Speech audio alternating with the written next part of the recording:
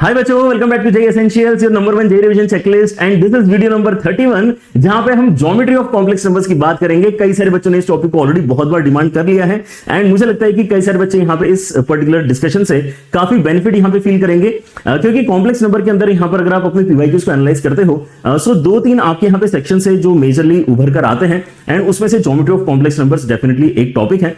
हम इस particular video में सारे ही कॉन्सेप्ट डिस्कस करेंगे जो आपके जेई पॉइंट ऑफ व्यू से इंपॉर्टेंट है। उसके साथ साथ कई सारे क्वेश्चंस भी करेंगे। So there is a chance कि आपके यहाँ पर ये वीडियो थोड़ा सा बड़ा होगा लेकिन it would be worth your time. आप यहाँ पे जितना भी समय यहाँ पे स्पेंड करेंगे 60 to 75 मिनट्स के आसपास ये हो सकता है 75 मिनट से 5-10 मिनट ऊपर भी हो जाए।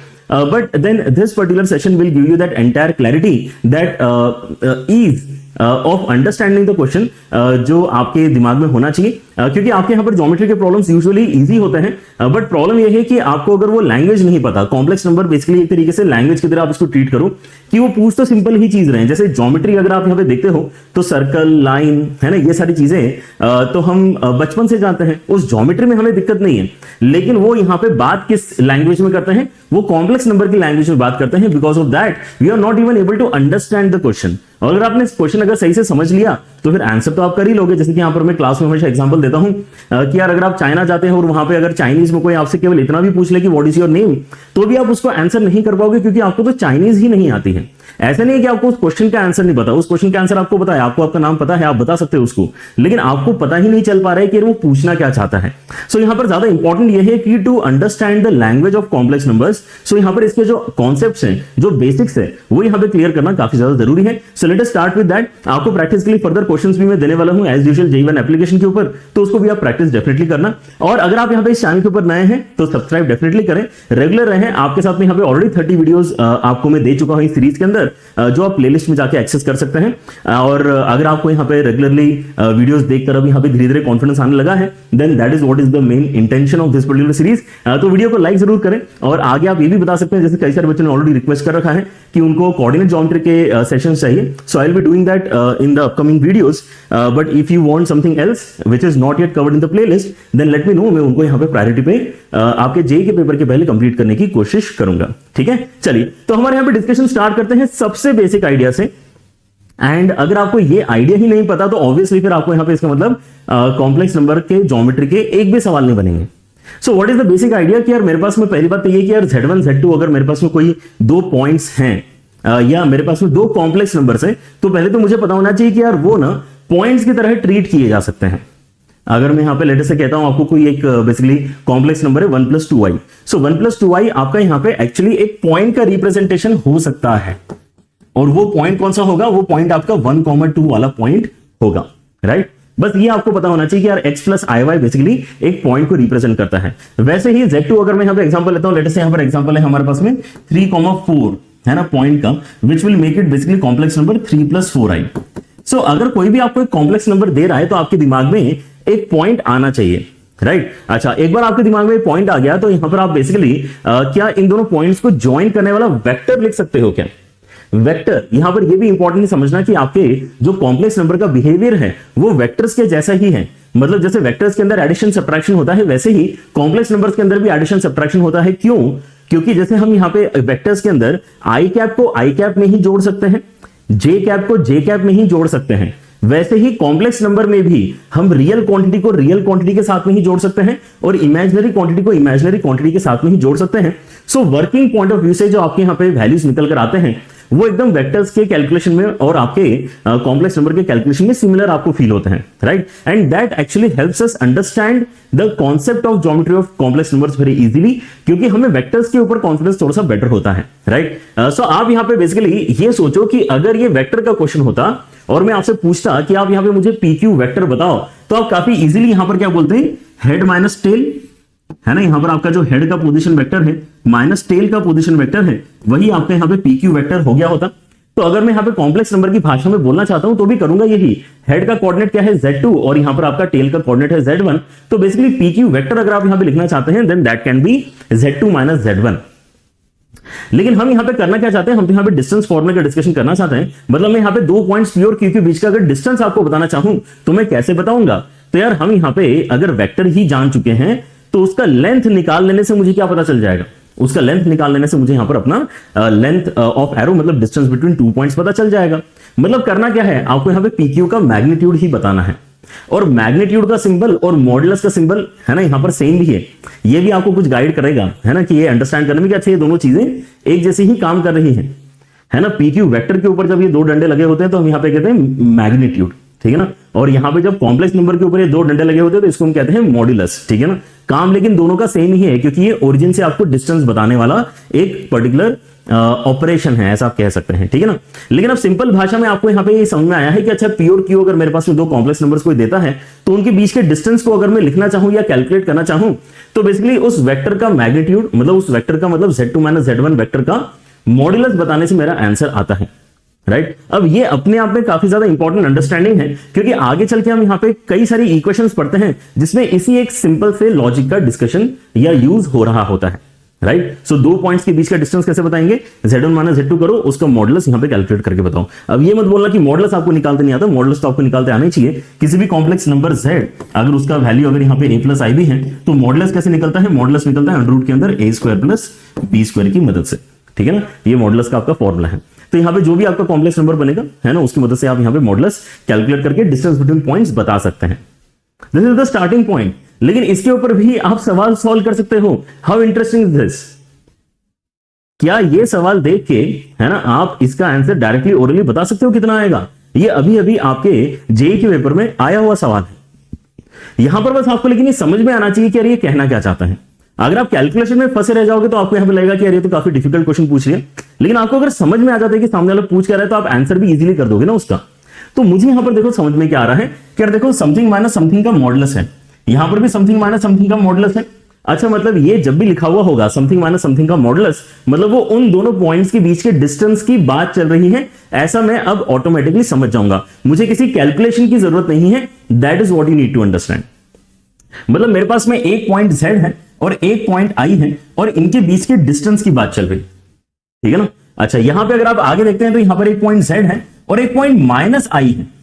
समझो यहां पर कि आपका जो फॉर्मूला है डिस्टेंस फॉर्मूला उसके अंदर बीच में माइनस का साइन है, जबकि यहां पे बीच में माइनस का साइन नहीं है। तो आपको क्या करना पड़ेगा, Z - -I इस तरह से उसको इमेजिन करना पड़ेगा, ठीक है ना। तो यहां पर जो पॉइंट निकल कर आया वो कौन सा है, -I पॉइंट है। और वैसे यहां पे जो आपका डिस्कशन चल रहा है वो Z और Z एंड +1 पॉइंट के बीच का डिस्कशन चल रहा है, क्योंकि वो जो बीच वाला माइनस साइन है वो तो फॉर्मूले का ही यहां पर जो है माइनस साइन है, राइट। सो आपके पास में यहां पे इसका मतलब जो है तीन तो फिक्स पॉइंट्स हैं।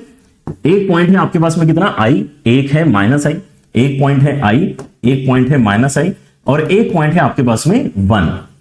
सो ये तीनों पॉइंट्स अगर मैं आपको देता हूं जो फिक्स पॉइंट्स है तो इनसे क्या बनेगा, एक ट्राइंगल बनेगा फॉर श्योर, है ना। 3 पॉइंट्स से ट्राइंगल हम बना सकते हैं। तो ये वाला ट्राइंगल आप इमेजिन कर रहे हो इसका मतलब। एंड अब यहां पे Z एक कॉमन पॉइंट है जिसका डिस्टेंस इन तीनों ही पॉइंट से निकाला गया है। और अब ये बोलना चाहता है कि यार वो डिस्टेंसेस जो आपके निकल रहे हैं ना Z के, वो तीनों के बराबर निकल रहे हैं। तो आप यहां पर अभी सीधे सीधे क्या ये सोच पा रहे हो कि यार Z ने फिर क्या प्रॉपर्टी सेटिस्फाई करनी चाहिए। अगर Z एक ऐसा पॉइंट है कि उसका डिस्टेंस पहले वाले पॉइंट से, दूसरे वाले पॉइंट से और तीसरे वाले पॉइंट से सेम आया है, तो फिर तो मैं इसको सेंटर मानते हुए एक सर्कल बना सकता हूं जो इन तीनों पॉइंट से पास हो जाएगा। ये जो भी डिस्टेंस है इसको अगर मैं रेडियस मान लेता हूं, ठीक है ना, तो मैं एक सर्कल बना सकता हूं। तो ये आपने क्या कर लिया है, आपने इसका मतलब यहां पे सर्कम सर्कल बना लिया है। और मतलब ये पॉइंट जो आपको मिला है Z, ये आपका क्या होना चाहिए, सर्कम सेंटर होना चाहिए। अब ट्राइंगल के कितने सर्कम सेंटर होते हैं, ट्राइंगल का तो एक ही सर्कम सेंटर होता है। तो यहां पर आपका आंसर आ चुका है A। आपको यहां पर कोई भी कैलकुलेशन नहीं करनी है। और ये भी जो मैंने आपको इतना सारा समझाया ये इसलिए क्योंकि मेरा काम है समझाना, आपका काम है यहां पे क्वेश्चन को सॉल्व करना। तो एक दिन जिस भी दिन आपको यहां पर कॉम्प्लेक्स नंबर की लैंग्वेज सही तरीके से पता चल जाएगी, उस दिन आप ये क्वेश्चन देखकर डायरेक्टली आंसर मार्क करके आगे बढ़ोगे, जैसे आप इनऑर्गेनिक के क्वेश्चंस में करते हो। ये उतना ही इजी सवाल है क्योंकि आपको दिख रहा है कि यहां पे 3 फिक्स पॉइंट्स हैं, उनसे डिस्टेंसेस यहां पर जो हम बात कर रहे हैं, एक ही पॉइंट है Z और उस पॉइंट का डिस्टेंस इन तीनों फिक्स पॉइंट से इक्वल आ रहा है। मतलब Z आपका सर्कम सेंटर होना चाहिए। सर्कम सेंटर तो एक ही होता है, मतलब आप यहां पे 1 मार्क करके आगे बढ़ोगे, ठीक है ना। So this is the benefit of knowing the language कि भाई ये कहना क्या चाहता है, ये कहना चाहता है distance between Z1 and Z2। ठीक है, ऑलराइट। अब इससे देखो बेनिफिट क्या हुआ है, एक बार हम ये लैंग्वेज अगर सीख जाते हैं तो हम यहाँ पे कई सारे इक्वेशंस अब खुद से लिख सकते हैं। जैसे कि इक्वेशन ऑफ परपेंडिकुलर बाइसेक्टर की अगर मैं यहाँ पे बात करूं तो आपके पास में यहाँ पे दो फिक्स पॉइंट्स अवेलेबल होना चाहिए, एक है आपके इसमें Z1, एक है आपके इसमें Z2। और अगर मैं परपेंडिकुलर बाइसेक्टर मतलब ये जो पर्टिकुलर लाइन है इसकी अगर मैं इक्वेशन लिखना चाहता हूं परपेंडिकुलर बाइसेक्टर, राइट, तो मैं इसके ऊपर लाई करने वाला कोई एक पॉइंट पकड़ूंगा और उसके अंदर उसके ऊपर कोई रिस्ट्रिक्शन अप्लाई करूंगा कि मैं इस Z पॉइंट के ऊपर क्या रिस्ट्रिक्शन अप्लाई कर सकता हूं ताकि यहां पर ही हमेशा ही परपेंडिकुलर बाइसेक्टर के ऊपर बना रहे। तो परपेंडिकुलर बाइसेक्टर में खास बात यह होती है कि जो लाइन सेगमेंट है उसके एंड पॉइंट से डिस्टेंसेस बराबर आते हैं। मतलब आप यहां पे कह सकते हैं कि if this is your P point, if this is your P point, है ना, जिसको अभी हमने Z से रिप्रेजेंट किया है, देन आपसे आपका P से लेके A तक का डिस्टेंस और P से लेके B तक का डिस्टेंस सेम होना चाहिए। लेकिन अब जैसे आप कह रहे हो कि डिस्टेंस सेम होना चाहिए, तो डिस्टेंस फॉर्मूला तो हमें पता ही है ना कि कॉम्प्लेक्स नंबर की भाषा में, कॉम्प्लेक्स नंबर की लैंग्वेज में हम लिखते कैसे हैं। वो हम लिखते हैं, पहले ये वेक्टर लिखो, ये वाला वेक्टर कितना आ जाएगा Z माइनस Z1 और फिर उसका मैग्नीट्यूड ले लो। और वैसे ही यहां पर आप क्या बोलोगे Z माइनस Z2 वेक्टर और उसका मैग्नीट्यूड ले लो। यही है आपके परपेंडिकुलर बाइसेक्टर की इक्वेशन। किसके परपेंडिकुलर बाइसेक्टर की इक्वेशन है? Z1 और Z2 को ज्वाइन करने वाला जो लाइन सेगमेंट है उसके परपेंडिकुलर बाइसेक्टर की इक्वेशन है। अब यहां पर आपको परपेंडिकुलर बाइसेक्टर की प्रॉपर्टी डेफिनेटली पता होना चाहिए to basically write this condition first of all, है ना। तो परपेंडिकुलर बाइसेक्टर की प्रॉपर्टी क्या है? परपेंडिकुलर बाइसेक्टर की प्रॉपर्टी है कि उसके ऊपर लाई करने वाला हर एक पॉइंट एंड पॉइंट से इक्वल डिस्टेंस पे होता है। So PA will always be equal to PB। चाहे आप यहां पे इस P पॉइंट को यहां पे इमेजिन कर लो, चाहे वहां इमेजिन कर लो, चाहे नीचे इमेजिन कर लो, कहीं पर भी इमेजिन करो, if that P point is on the perpendicular bisector then this condition is already satisfied. And अगर ये कंडीशन हम बस अब भाषा चेंज कर रहे हैं, लॉजिक तो हमने ऑलरेडी लिख ही दिया है, अब हम यहां पे लैंग्वेज में कॉम्प्लेक्स नंबर को इस्तेमाल करना चाहते हैं। सो PA डिस्टेंस ऐसे ही रिप्रेजेंट होगा ना यार, PB डिस्टेंस ऐसे ही रिप्रेजेंट होगा। दो पॉइंट्स के बीच का डिस्टेंस है तो आप यहां पे दोनों पॉइंट्स को सब्ट्रैक्ट करके उसका मॉडुलस लिख देते हो, that's it. So equation of perpendicular bisector ऐसी दिखती है, ऐसा हम ध्यान रखेंगे, राइट। एक और यहां पर तरीका हो सकता है, इसको डिवाइड करके आप इक्वल टू 1 कर सकते हो। Z minus Z1 upon Z minus Z2 का मॉड इज इक्वल टू 1, है ना। तो यहां पे अगर 1 आता है तो ये परपेंडिकुलर बाइसेक्टर आपका बनता है, दोनों ही सेम है, ऑलराइट। ऐसे ही एक और चीज मैं यहां पे डिस्कस कर सकता हूं, इक्वेशन ऑफ लाइन सेगमेंट अगर आपको कोई बोले, है ना। अब ये कॉम्प्लेक्स नंबर में बड़ी इंटरेस्टिंग चीज है कि हम कॉम्प्लेक्स नंबर के डिस्कशन में लाइन की इक्वेशन अलग डिस्कस करते हैं, लाइन सेगमेंट की इक्वेशन अलग से डिस्कस करते हैं, और रे की इक्वेशन भी हम डिस्कस करते हैं। रे मतलब यहां पे एक पॉइंट से स्टार्ट होके किसी एक डायरेक्शन में जाने वाला आपका लाइन, है ना, पीछे की साइड नहीं जाएगा, केवल आगे की साइड जाएगा। ये हम यूजुअली कोऑर्डिनेट ज्योमेट्री में नहीं करते हैं ना, वहां पर तो हमारे पास में पूरी लाइन की ही इक्वेशन आती है। तो यहां पे लाइन सेगमेंट हम क्यों लिख पाएंगे? क्योंकि हमारे पास में कुछ ऐसी कंडीशन लिखी जा सकती है कि यार अगर मैं इस लाइन सेगमेंट की ही इक्वेशन लिखना चाहता हूं, मतलब इस लाइन सेगमेंट के ऊपर लाई करने वाला कोई अगर मैं रैंडम पॉइंट पिक कर लेता हूं तो उसके ऊपर कोई कंडीशन अगर आप लगा दोगे तो वही इस फिगर की इक्वेशन कहलाएगी। तो इस P पॉइंट के ऊपर मैं कंडीशन क्या लगा सकता हूं कि यार मुझे ऐसा दिखाई दे रहा है कि अगर तो ये P पॉइंट वाकई AB लाइन सेगमेंट के ऊपर लाई करने वाला पॉइंट है, सो A से लेके P तक का डिस्टेंस एंड देन P से लेके B तक का distance should always be equal to A से लेके B तक का डिस्टेंस। ये वाली इक्वेशन आपकी सेटिस्फाई होनी चाहिए, है ना। ये हमें फिगर से दिखाई दे रहा है। अब ये बस लिख देना है आपको कि A से लेके P तक का डिस्टेंस मतलब कितना हो जाएगा? Z माइनस Z1 का मॉड। P से लेके B तक का डिस्टेंस कितना हो जाएगा? Z माइनस Z2 का मॉड, है ना। आप Z2 माइनस Z लिखो या Z माइनस Z2 लिखो, फर्क नहीं पड़ता, मॉडल लेने पे सेम ही आंसर आएगा। और यहां पे क्या आ जाएगा? Z1 माइनस Z2 का मॉड। अगेन आप इसको Z2 माइनस Z1 लिखो चाहे Z1 माइनस Z2 लिखो, फर्क नहीं पड़ता, मैग्नीट्यूड की बात चल रही है। तो आपने यहां पे एरो इस तरह से प्लॉट किया हो या फिर आपने एरो इस तरफ से प्लॉट किया हो, लेंथ ऑफ एरो तो देखो आपका सेम ही आने वाला है, ठीक है ना। तो इसमें ज्यादा अपने आप को परेशान नहीं करना है, alright. So this is your answer. तो अब आपको समझ में क्या आना चाहिए, जब ये क्वेश्चन में दिखाई देगा तो आपको दिखाई देना चाहिए कि अच्छा ये दो डिस्टेंसेस का सम तीसरे डिस्टेंस के बराबर कर रहा है, तो आपको ये ज्योमेट्री दिमाग में लानी है, right. So that is how you will improve. आपको यहां पे इसको सॉल्व करके देखने की जरूरत नहीं पड़ना चाहिए कि यार यहां पे ये इस तरह का कोई ज्योमेट्री डिस्कस किया जा रहा है। आपको देखते से पता चलना चाहिए कि अच्छा ये ऐसी ज्योमेट्री डिस्कशन में आई है। Again the third discussion that we are doing is pretty important, equation of circle. मतलब ये तो मतलब मान के चलो कि यार अगर ज्योमेट्री का क्वेश्चन आया है तो मतलब 99% चांस है कि आपके सर्कल का डिस्कशन उसके अंदर होगा ही होगा, ठीक है ना। सो सर्कल की इक्वेशन हम कैसे लिखेंगे? सर्कल में भी क्योंकि यहां पे डिस्टेंस इंपॉर्टेंट होता है। सर्कल की डेफिनेशन क्या है कि distance of a moving point, distance of a moving point from a fixed point is always constant and that constant value is equal to radius, ठीक है ना। तो हम यहां पे इसका मतलब कहना चाहते हैं कि O से लेकर P तक का जो डिस्टेंस है मतलब ओपी वेक्टर का मैग्नीट्यूड वो हमेशा आर के बराबर आना चाहिए। अब अगर ये ओरिजिन है आपका तो यहां पे हेड माइनस टेल करके आपको जेड ही मिलेगा, उसका मैग्नीट्यूड मतलब मॉडुलस वो आर के बराबर होना चाहिए। यही आपकी इक्वेशन है। मतलब कभी भी आपको इस तरह का कुछ लिखा हुआ दिखाई दे तो आप समझ जाना कि ये आर रेडियस का एक सर्कल है जिसका सेंटर ओरिजिन पे है। लेकिन अगर सेंटर ओरिजिन पे नहीं होगा तो शायद ऐसे कुछ फिगर बनेगा आपका। इस बार भी लेकिन डेफिनेशन तो आपको यही बोलनी पड़ेगी कि सी से लेकर पी तक का जो यहां पे डिस्टेंस है उसका वैल्यू आर के बराबर ही हमेशा होना चाहिए, है ना। Distance of moving point P from a fixed point is always equal to a constant value which is radius, right. So CP कैसे लिखेंगे, हेड माइनस टेल कर लो जेड माइनस जेड1 और उसका मैग्नीट्यूड कर लो, यही है, और इक्वल टू आर। तो इसलिए आपके सर्कल की इक्वेशन ऐसी दिखाई देती है, राइट। अब ये देख के आपको पता चलना चाहिए कि इस तरह की किसी सर्कल की बात चल रही है। सर्कल की इक्वेशन में भी यहां पर ध्यान दो, बीच में माइनस का साइन आना चाहिए, राइट। तो किसी क्वेश्चन में अगर बीच में माइनस का साइन नहीं है तो हम यहां पे माइनस मल्टीप्लाई करके वो क्रिएट करेंगे। बीच में माइनस का साइन होगा तभी हमें यहां पे पता चलेगा कि सेंटर का एग्जैक्ट वैल्यू कितना है। ऑलराइट, सिंपल है। यहां तक इक्वेशन ऑफ सर्कल आपको समझ में आ गई। आपको यहां पे एक और चीज सिखाता हूं। अच्छा, एक क्वेश्चन करते हैं, उसके बाद में आपको लाइन की इक्वेशन भी सिखाऊंगा, ठीक है ना। अभी हमने लाइन नहीं किया है, ध्यान देना। अभी हमने पर्टिकुलरली एक परपेंडिकुलर बाइसेक्टर का इक्वेशन देखा है which is a special case of A line. हमने यहाँ पे लाइन सेगमेंट देखा है लेकिन लाइन की इक्वेशन हमने अभी तक नहीं देखी है ना। अभी हमने अपने जो मॉडुलस का अंडरस्टैंडिंग है उसकी मदद से, लेकिन सर्कल की इक्वेशन डेफिनेटली समझ में हमने ले ली है। ऑलराइट, सो सवाल आपका फिर से यहाँ पर काफी रिसेंट है। The sum of the square of the modulus of the elements in this set. तो ये सेट क्या है समझना पड़ेगा, फिर इसके अंदर कितने एलिमेंट्स है वो देखना पड़ेगा, फिर उसकी करना क्या है, sum of squares of the modulus करना है, ठीक है ना। ये एंड में काम करेंगे।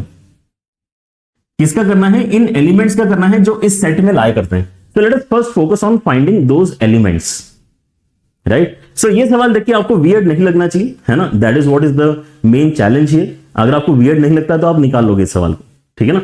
तो ये बोल रहा है कि इसके अंदर ना z नाम का एक कॉम्प्लेक्स नंबर होगा जिसका फॉर्मेट a प्लस आई भी है अगर, तो उसके अंदर a और b कैसे होना चाहिए, इंटीजर्स होना चाहिए। z नाम का एक कॉम्प्लेक्स नंबर इस सेट में तभी लाया करेगा जब उसके अंदर रियल और इमेजिनरी कंपोनेंट इंटीजर्स होंगे, पहली बात तो, राइट। लेकिन और क्या है कंडीशन z के ऊपर, देखो z के ऊपर एक ये वाली कंडीशन भी है और एक ये वाली कंडीशन भी है। अब ये वैसा ही सीन है जैसे कि एरिया अंडर द कर्व में भी हम यहां पे डिस्कस करते हैं कि भाई आपको अगर यहां पे इनइक्वालिटीज समझनी है तो पहले तो आपने क्या करना चाहिए, इक्वालिटी ही प्लॉट करना चाहिए, क्योंकि इक्वालिटी से आपको बाउंड्री पता चलती है। एंड देन वील थिंक कि आपको यहां पे एरिया कौन सा शेड करना है, इस तरफ वाला एरिया शेड करना है या उस तरफ वाला एरिया शेड करना है, राइट। सो यहां पर आपके उसमें जो है available that is basically z-1 का mod is equal to 1। Now अब मुझे इसको देख के पहली बार तो अनकंफर्टेबल फीलिंग नहीं आ रही, आपको भी नहीं आनी चाहिए, क्योंकि ये तो सर्कल की इक्वेशन है। अब हमें समझ में आ रहा है ना कि यार एक मूविंग पॉइंट है z एंड 1 एक फिक्स्ड पॉइंट है, उन दोनों के बीच का डिस्टेंस हमेशा 1 के बराबर आ रहा है। मतलब ये एक सर्कल की बात कर रहा है जिसका सेंटर कहां पर है, 1 पे है, और उसका रेडियस भी 1 के ही बराबर है, राइट। मतलब अगर मैं यहां पे इमेजिन करता हूं इस फिगर को, तो ये फिगर कैसे बनेगा, एक ऐसा सर्कल है जिसका सेंटर और रेडियस दोनों 1 के बराबर है। मतलब ओरिजिन से पास करने वाला ये सर्कल आप बना पाओ, ठीक है ना। सेंटर 1 पे है, रेडियस भी 1 के बराबर है, राइट। इतना हो गया। अब और क्या बोल रहा है ये कि उसने ये वाली कंडीशन भी सेटिस्फाई करना चाहिए। अच्छा चलो यहां पे लेस देन वाली बात भी कर लेते हैं। अगर मैं लेस देन वाली बात करता हूं तो मुझे यहां पर अभी चेक करना है कि यार मेरे पास में अंदर वाला फिगर आएगा, अंदर वाला रीजन आपका शेड होगा या बाहर वाला रीजन शेड होगा। तो लेस देन के केस में अंदर वाला रीजन आता है। वैसे यहां पर ये देखना काफी इजी है क्योंकि आप इसके अंदर बेसिकली देख सकते हो कि 1 डाल के सेटिस्फाई होता है। अगर आप इसके अंदर 1 डालोगे तो 0 का मॉडुलस 0 हो जाएगा। 0 लेस देन और equal to 1 is perfectly fine, है ना। तो 1 इसके ऊपर मतलब 1 इस रीजन में सेटिस्फाई करता है। तो 1 कहां है, 1 यहां है। 1 उस रीजन में सेटिस्फाई करता है जो हमें चाहिए। मतलब हम सर्कल के अंदर वाले रीजन की बात कर रहे हैं। किसी भी पॉइंट की मदद से आप यहां पे रीजन को आइडेंटिफाई कर सकते हैं, है ना। आपने जो पॉइंट सिलेक्ट किया है अगर वो कंडीशन को सेटिस्फाई करता है मतलब आप बेसिकली उसी रीजन को सिलेक्ट कर लो। अगर आपका सिलेक्टेड पॉइंट कंडीशन को सेटिस्फाई नहीं करता तो जो बचा हुआ रीजन है उसको सिलेक्ट कर लो, ठीक है ना। तो हमारा जो रीजन यहां पे सिलेक्शन में आएगा वो सर्कल के अंदर वाला रीजन यहां पे अभी आएगा। अब ये जो अगला वाला इक्वेशन है इसके अंदर भी हम क्या करना चाहेंगे, पहले तो इक्वालिटी देखना चाहेंगे। तो यहां पर z-5 का mod is equal to z-5i का मॉड। अब ये देखते से ही कि आपको यहां पे समझ में आ गया कि ये परपेंडिकुलर बाइसेक्टर का इक्वेशन है। क्या है ये, परपेंडिकुलर बाइसेक्टर का इक्वेशन है। और ये परपेंडिकुलर बाइसेक्टर किसका है, 5 और पाई आई, है ना। तो यार ये जो आपका बेसिकली एक लाइन सेगमेंट है, ये तो -1 स्लोप वाला लाइन सेगमेंट है। इसका मिड पॉइंट जो आएगा वहां से अगर मैं एक परपेंडिकुलर लाइन ड्रॉ करूंगा तो क्या आप ये देख पा रहे हैं कि वो ओरिजिन से पास होने वाला एक लाइन हो जाएगा जिसका एंगल 45 डिग्री बनेगा। मतलब आपके यहाँ पे जो परपेंडिकुलर बाइसेक्टर है उसको अगर मैं लिखना चाहूं तो यहाँ पे y = x मैं इसको लिख सकता हूं। ये मैंने फिगर से ही डिकोड कर लिया है। आपको करना क्या है, पहले तो रियलाइज करना है कि परपेंडिकुलर बाइसेक्टर की बात चल रही है ना। किस किस के परपेंडिकुलर बाइसेक्टर की बात चल रही है, फाई एंड फाई आई, इन दोनों पॉइंट्स को जॉइन करने वाला जो लाइन सेगमेंट है उसके परपेंडिकुलर बाइसेक्टर की बात चल रही है, राइट। अब यहाँ पे क्या ज्योमेट्री देख के ही आप ये बता पा रहे हो कि इसका फिर परपेंडिकुलर बाइसेक्टर जो आना चाहिए वो y = x आना चाहिए, क्योंकि परपेंडिकुलर होगा तो इसका स्लोप अगर -1 है तो उसका स्लोप +1 होना चाहिए। एंड देन ये भी आपके सिमेट्रिकली लोकेटेड पॉइंट है, तो आपका यहाँ पर जो बीच वाला पॉइंट आएगा 5/2 आएगा। 5/2 को आप यहाँ पे अगर 45 डिग्री के हिसाब से बनाते हैं तो वो ओरिजिन से पास हो जाएगा। अगर आपके पास ये स्किल है to understand the geometry properly तो आप डायरेक्टली यहाँ पर इसको y = x लिख सकते हैं। अदरवाइज आपको क्या करना पड़ेगा, अदरवाइज आपको यहाँ पे z = x + iy डालना पड़ेगा। एंड z = x + iy डाल के जब आप यहाँ पे इसको सॉल्व करोगे तो आपके इसमें y = x निकल कर आएगा। But that will again take time which will make it feel कि आपका सवाल जैसे कि काफी डिफिकल्ट है ना। तो हम चाहेंगे कि हमें यहाँ पे ये सारी चीजें दिखना स्टार्ट हो जाए। I am deliberately not going into that calculation, लेकिन अगर आपको ये कंफर्टेबल नहीं लग रहा है तो अब लिटरली इसके अंदर x + iy डालो, दोनों साइड मॉडुलस कैलकुलेट करो तो आपको ये मिल जाएगा। y = x ही आपको यहाँ पर मिलने वाला है, राइट। समझ में आ जाता है डायरेक्टली, तो वो हमारे लिए एक काफी एडिशनली बेनिफिट वाला पॉइंट है। तो मेरे लिए देखो एक सर्कल तो यहां पर बना हुआ है। अब मैं यहां पर क्या बनाना चाहता हूं, y = x भी बनाना चाहता हूं। तो y = x कहां से पास होगा, एक तो ओरिजिन से पास होगा और 1,1 से पास होगा, which is the top point of this circle. समझो इसका जो टॉप पॉइंट है वो 1,1 ही है, क्योंकि इसका सेंटर 1,0 है और रेडियस इसका 1 है, तो टॉप पॉइंट 1,1 है। तो आप यहां पे जब इसको प्लॉट करोगे, इन दोनों फिगर्स को अगर आप यहां पे एक सिंगल एक्सिस पे प्लॉट करोगे तो इस तरह से आपको यहां पे स्पेशल फिगर मिलना चाहिए, ठीक है। ऑलराइट, सो हमने क्या किया है, हमने यहां पर अभी है ना इस कंडीशन को तो अच्छे तरीके से समझ लिया है कि हमें सर्कल के अंदर वाले पॉइंट चाहिए। लेकिन अब लाइन के हिसाब से अगर मैं सोचता हूं तो मुझे लाइन के नीचे वाले पॉइंट चाहिए कि लाइन के ऊपर वाले पॉइंट चाहिए, मुझे चेक करना होगा, राइट। तो मैं यहां पे देखना चाहता हूं कि यार देखो मेरे को यहां पर बोला क्या गया है कि फाई से जो आपका डिस्टेंस है ना वो कम होना चाहिए और फाई आई से जो आपका डिस्टेंस है वो ज्यादा होना चाहिए, ऐसा बोला गया है। तो जब परपेंडिकुलर बाइसेक्टर की बात चलती है तो वहां पर तो डिस्टेंस बराबर है। अब फाई से डिस्टेंस अगर कम है तो फाई के पास वाले पॉइंट्स चाहिए होंगे ना आपको, फाई के पास वाले पॉइंट्स आपको चाहिए होंगे। मतलब आप इस लाइन के नीचे बेसिकली रहना चाहते हो, आप इस लाइन के नीचे रहना चाहते हो और सर्कल के अंदर रहना चाहते हो। मतलब आपका जो यहां पे सिलेक्शन में रीजन आ रहा है ultimately it is this region. इस रीजन में अब आपको यहां पे डिस्कशन करना है, ये समझ में आ गई बात। अच्छा, अब इस रीजन में आपको जो डिस्कशन करना है उसके अंदर क्या ढूंढना है, आपको कुछ ऐसे कॉम्प्लेक्स नंबर्स ढूंढना है इस रीजन में, शेडेड रीजन में ऐसे कॉम्प्लेक्स नंबर्स ढूंढना है जिनके a + ib फॉर्मेट को आप लिखते हो तो आपको a और b दोनों इंटीजर्स मिलते हैं। तो ये करना तो बहुत ही आसान काम है ना। मैं यहाँ पे इस रीजन में क्या देख सकता हूं कि पहली बात तो इक्वालिटी अलाउड है, मतलब मैं यहाँ पे बाउंड्री वाले पॉइंट्स भी सिलेक्ट कर सकता हूं। तो एक बाउंड्री वाला पॉइंट आपका 0,0 आ जाएगा, एक पॉइंट आपका यहाँ पे 1,0 आएगा, एक पॉइंट आपका 2,0 आएगा, एक पॉइंट आपका 1,1 आएगा, एक पॉइंट आपका 1,-1 आएगा, ठीक है ना। ऐसे 4 अलग अलग पॉइंट्स आपको इस पर्टिकुलर फिगर में मिल रहे हैं। 4 नहीं 5 पॉइंट्स आपको यहां पे इस फिगर में मिल रहे हैं जो इस कंडीशन को सेटिस्फाई इसका मतलब कर रहे हैं, राइट। कैन यू सी कि हमने कोई कैलकुलेशन नहीं किया है, हमने कोई कैलकुलेशन नहीं किया, हमने बस समझा है कि अच्छा ये इक्वेशन कहना क्या चाहती है और उसको हमने ड्रॉ कर लिया। That is how the geometry वाले क्वेश्चन शुड बी सॉल्व, है ना, विद मिनिमल कैलकुलेशन, राइट। अब डिफिकल्ट क्वेश्चन अगर आ जाएगा थोड़ा तो उसके अंदर कैलकुलेशन भी हो सकती है, लेकिन ज्योमेट्री समझ लेने से कम आपको कॉन्फिडेंस रहता है कि आप जिस डायरेक्शन में जा रहे हो वो सही डायरेक्शन, ठीक है। तो यहां पर आपके पास में जो पॉइंट्स आए हैं Z1, Z2, Z3, Z4, Z5, उनको अगर मैं लिखता हूं तो मेरे पास में क्या क्या वैल्यूज हैं, एक तो 0 है, एक तो मेरे पास में यहाँ पे 1 है, एक मेरे पास में 2 है, एक मेरे पास में 1 + i है और एक मेरे पास में 1 - i है, ठीक है ना। These are the points. तो मुझे क्या करना है, इनके मॉडुलस का स्क्वायर करना है ना, sum of the squares of the modulus. Magnitude की वैल्यू अगर मैं यहां पे देखता हूं और उसका स्क्वायर भी लिखता हूं तो मेरे पास में वैल्यूज क्या क्या बनेंगी, 0 का तो 0 ही बनेगा, 1 का 1 बनेगा, 2 का 2 बनेगा, सॉरी 2 का 4 बनेगा क्योंकि मैग्नीट्यूड का स्क्वायर करना है। फिर यहां पर क्या मैग्नीट्यूड आएगा, √2, √2 का स्क्वायर करेंगे तो कितना आएगा 2, और यहां पे भी √2 का स्क्वायर करेंगे तो कितना आएगा 2। और अगर मैं इन सबको ऐड कर दूंगा तो सम का वैल्यू कितना आ जाएगा, सम का वैल्यू आपके यहां पे आ जाएगा 5 और 4 9 के बराबर। तो इस क्वेश्चन का आंसर है 9। तो यही है, आपको यहां पर जो है ज्योमेट्री बेसिकली समझ में आ जाना चाहिए कि यार ये बेसिकली एक सर्कल के अंदर वाला रीजन है, ये बेसिकली परपेंडिकुलर बाइसेक्टर के किसी एक साइड वाला रीजन है। यहां पे हमने साइड डिफाइन कर लिया कि अच्छा नीचे वाला साइड है, नीचे वाला साइड है तो हमने यहां पर बेसिकली रीजन पहले शेड कर लिया। इस शेडेड रीजन में अब यहां पे इस तरह के पॉइंट को हमने ढूंढने की कोशिश करी। सो 5 पॉइंट्स हमें गिन के मिले और वहां से हमने जो भी कैलकुलेट करना था कैलकुलेट करके आंसर निकाल लिया। ठीक है, this is the way in which you should be attempting the questions. Now let us understand equation of line.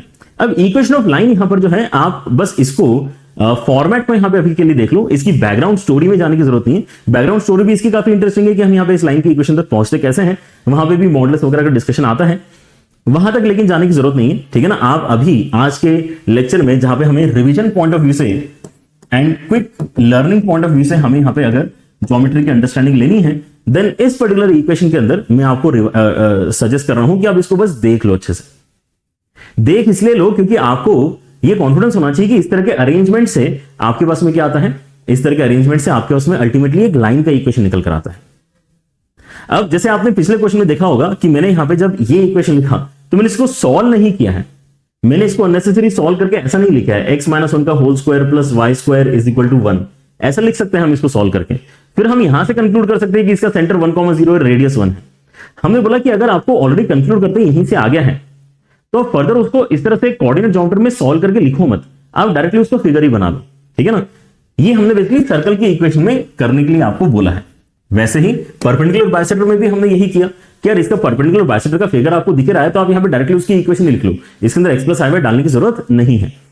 लेकिन लाइन की इक्वेशन में सजेस्टेड यही है कि आप इस पर्टिकुलर इक्वेशन में जब भी आपके इसमें पहली बात तो ये पता कर लो कि ऐसी आपकी लाइन की इक्वेशन दिखती है a bar z plus A Z bar plus B is equal to 0। ठीक है ना, अब यहां पे a और a बार क्या होते हैं, आपके कुछ कांस्टेंट वैल्यूज होते हैं जो एक दूसरे के कॉन्जुगेट हैं। राइट, जैसे यहां पे 2 प्लस 3i लिखा है तो यहां पे 2 माइनस 3i लिखा हुआ आपको दिखना चाहिए, यहां पे कोई एक रियल नंबर लिखा हुआ आपको दिखना चाहिए। If these arrangements are true then आपके यहां पर जो इक्वेशन है वो पहली बात तो लाइन का है, और लाइन का आपका इक्वेशन पता करने से बेनिफिट क्या है कि आपको कॉन्फिडेंस आएगा ना कि ये सवाल आप संभाल सकते हो, क्योंकि लाइन के अंदर ज्योमेट्री में क्या दिक्कत है, लाइन की ज्योमेट्री तो हमें इजी लगती है। राइट, सो अब यहां पे सवाल ये उठता है कि अब ये लाइन हमें समझ में आनी चाहिए। तो लाइन एक्चुअली हमें समझ में तभी आएगी जब हम यहां पे z के प्लेस में x प्लस i y डाल के सिंप्लीफाई करेंगे एंड z बार के प्लेस में z बार के प्लेस में x माइनस i y डाल के सिंप्लीफाई करेंगे। ठीक है, और ये काम करना एक स्टेप का काम होता है, अभी क्वेश्चंस में हम अप्लाई करके देखेंगे। तो आपको यहां पे लोड नहीं लेना है कि ये कहां से आया अभी के लिए, है ना। आपके इसमें जब समय होगा तो आप यहां पे पूरा का पूरा जो मेरा YouTube के ऊपर भी आपको लेक्चर्स मिल जाएंगे, है ना। बस complex number geometry of complex numbers डाल के मेरा नाम डाल दोगे तो आपको बहुत सारे वीडियोस मिल जाएंगे, है ना। कई बार मैंने यहाँ पे डिस्कशंस कर रखे हैं, लेकिन समय को यहाँ पे ध्यान में रखते हुए आई वुड नॉट सजेस्ट कि आप इसके बैकग्राउंड में जाओ। आप यहाँ पे केवल क्या देखो कि भाई ऐसी इक्वेशन आ रही है तो हम डरेंगे नहीं, ऐसी इक्वेशन अगर दिख रही है तो हम ये मान लेंगे कि यार ये ये आपके स्ट्रेट लाइन का इक्वेशन है। स्ट्रेट लाइन कौन सी है समझने के लिए हम ये कैलकुलेशन कर लेंगे। ठीक है ना, करके दिखा होगा यहाँ पर। आपका जो सवाल है उसको देखो, सवाल आपका अब यही है कि आपके पास में सवाल ऐसे ही दिखेंगे, आपको इसके साथ में थोड़ा कंफर्ट बना के रखना है। राइट, लेकिन कंफर्ट ऑटोमेटिकली आएगा। जैसे कि अब यहां पे मुझे समझ में आ रहा है कि यार ये एक ना सर्कल के अंदर वाले रीजन की बात चल रही है, क्योंकि अब मैं लेस देन वाला भी अंडरस्टैंडिंग ले चुका हूं। लेस देन मतलब सर्कल के अंदर, ठीक है ना। सेंटर मुझे यहाँ पे 3 दिख रहा है, रेडियस मुझे 1 दिख रहा है, तो मैं क्यों डरूंगा इस क्वेश्चन से, समझ रहे हो। अगर आपको चाइनीज समझ में आ जाती है और यहाँ पे आप चाइना जाते हैं और फिर वो कोई आपसे चाइनीज में ही पूछता है कि आपका नाम क्या है, तो आप भी चाइनीज में उसको आंसर कर देना कि मेरा नाम ये है। ठीक है ना, आपको फिर डर थोड़ी लगेगा उस सिंपल क्वेश्चन से। वैसे अब यहाँ पे क्योंकि आपको समझ में आ रही है ना चीजें, तो आप डायरेक्टली उसको प्लॉट करने वाले लेवल पे जाने की बात कर रहे हो कि प्लॉट ही कर लेते हैं यार, खत्म करते हैं। ठीक है ना। सो यहाँ पर आपके इसमें जो सेंटर है वो 3,0 पे है, सेंटर आपका 3,0 पे, और आपका जो रेडियस है वो 1 के बराबर है। तो ऐसा कुछ सर्कल आप यहाँ पे इमेजिन आई गेस करोगे, है ना। ये आपका 3 है, रेडियस 1 है, तो ये आपका 2 पॉइंट है, ये आपका 4 पॉइंट है। ठीक है ना, अगर आप हाइट वगैरह देखना चाहते हो तो वो भी मार्क कर सकते हो। तो ये तो हमने मार्क ही कर दिया, ये तो हमने ड्रॉ ही कर दिया। यहां पे मैं देख पा रहा हूं कि ये पक्के से क्या है, आपके पास में एक स्ट्रेट लाइन का इक्वेशन है ना, क्योंकि यहां पे z बार वाला कॉम्बिनेशन है, यहां पर आपके पास में एक पॉइंट है और उस पॉइंट का ही कॉन्जुगेट यहां पे लिखा हुआ है, इसी पॉइंट का कॉन्जुगेट यहां पे लिखा हुआ है। तो हमें यहां पे ये पता है कि इसको सॉल्व करके लाइन आने वाला है, तो एटलीस्ट हम इस कॉन्फिडेंस के साथ में इसके अंदर x प्लस i सब्स्टिट्यूट करेंगे ना कि ये कुछ अच्छा ही बनेगा। Right, so that is the benefit. तो इसको पहले सिंप्लीफाई करते हैं। इसको सिंप्लीफाई करने के लिए हम यहाँ पे z के प्लेस में x प्लस i y, उसके साथ में यहाँ पे 4 प्लस 3i मल्टीप्लीकेशन में है, and then x minus i y, and उसके साथ में 4 माइनस 3i मल्टीप्लीकेशन में है। एंड यहाँ पे अभी लेस देन की टेंशन नहीं लेते हैं, पहले इक्वल टू 24 सॉल्व करके देखते हैं क्या होगा। अब देखो कितना मजेदार कैलकुलेशन यहाँ पे आपके इसमें यहाँ पे कैलकुलेशन देखो कितना इजी है। 4x प्लस 3xi एंड उसके बाद में यहाँ पे 4yi and then minus 3y, ये हो गया पहला वाला ब्रैकेट ओपन। दूसरे वाले ब्रैकेट में फिर से मल्टीप्लाई करूं 4x minus 3xi and then उसके बाद में माइनस 4y एंड उसके साथ में माइनस माइनस प्लस हो चुका है, लेकिन आई स्क्वायर का माइनस आएगा, इसलिए माइनस 3y इक्वल टू 24। तो हुआ क्या है यहाँ पे कि आपका 3xi कैंसिल हो रहा है, देखो ध्यान से, यहाँ पे प्लस साइन के साथ में, यहाँ पे माइनस साइन के साथ में, यहाँ पे 4yi एंड 4yi भी कैंसिल होगा, एक प्लस के साथ में एक माइनस के साथ में है। तो यहाँ पे आई वाले कॉम्पोनेंट्स आपके कैंसिल हो जाते हैं इस तरह के अरेंजमेंट में। एंड अल्टीमेटली आप यहाँ पे देखो कि आपके पास में 8x minus 6y equal to 24 बचा है, मतलब आपके पास में 4x minus 3y is equal to 12 बचा है। तो ये वाली लाइन आपकी कैसे नजर आएगी, उसके लिए आप यहाँ पे इसके अंदर दो स्पेशल पॉइंट्स कैलकुलेट कर लो, ठीक है ना। कोई भी लाइन अगर आपको ड्रॉ करनी है, दो पॉइंट्स आपको पता चल जाते हैं तो आप काफी इजीली उसका फिगर बना पाते हो। सो दो पॉइंट्स हमेशा आपने कौन सा सिलेक्ट करना चाहिए, एक बार आप x की वैल्यू 0 डालो, एक बार आप y की वैल्यू 0 डालो। अगर आप x की वैल्यू 0 डालते हो तो y की वैल्यू कितनी आ जाती है, -4 के बराबर। अगर आप y की वैल्यू 0 डालते हो तो x का वैल्यू कितना आता है, 3, 0 के बराबर, 3 के बराबर। तो 3, 0 एंड 0, -4 से पास होने वाला ये पॉइंट है।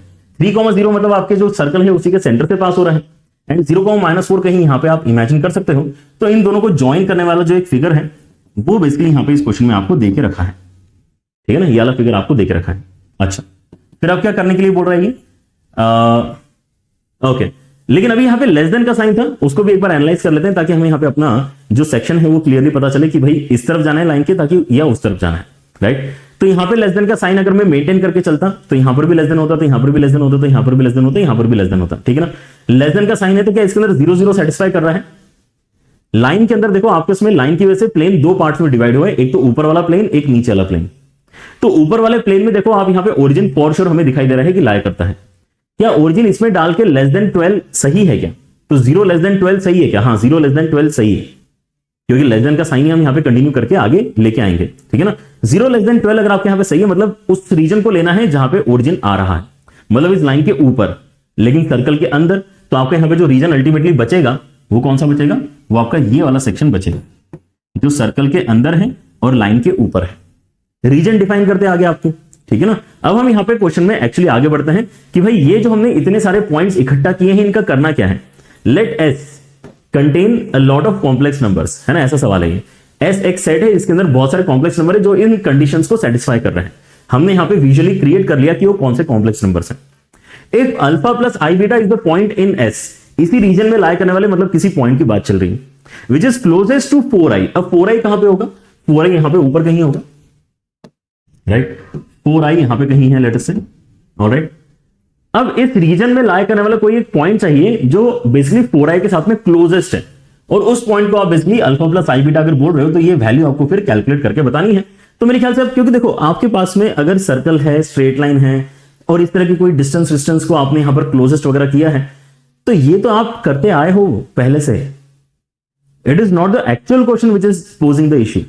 क्योंकि अगर मैं यहां सर आपको बोलता हूं कि अरे यार ये कोऑर्डिनेट ज्योमेट्री का क्वेश्चन है बेटा, है ना, एक सर्कल दे दिया मैंने जिसका सेंटर यहां पर है, जिसका रेडियस इतना है, 4i से या 0,4 से आप बताओ कि इस सर्कल पे लाई करने वाला क्लोजेस्ट पॉइंट कौन सा होगा।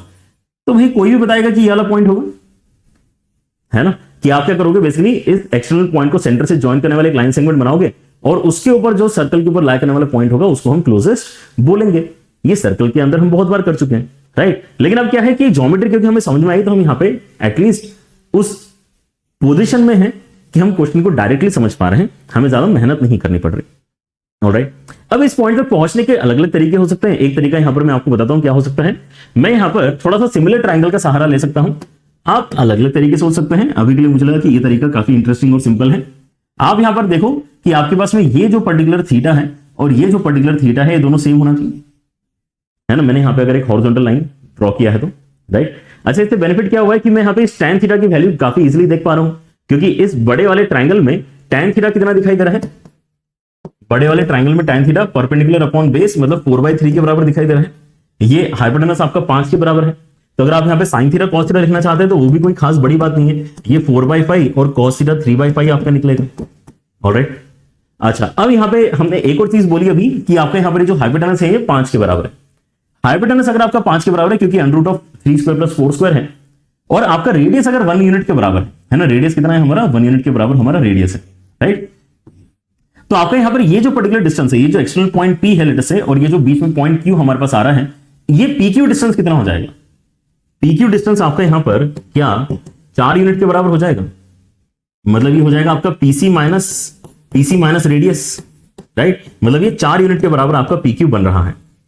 PQ अगर आपका 4 के बराबर बन रहा है तो क्या मैं यहां पे इस ट्राइंगल में, इस छोटे वाले ट्राइंगल में x लेंथ और y लेंथ निकाल सकता हूं?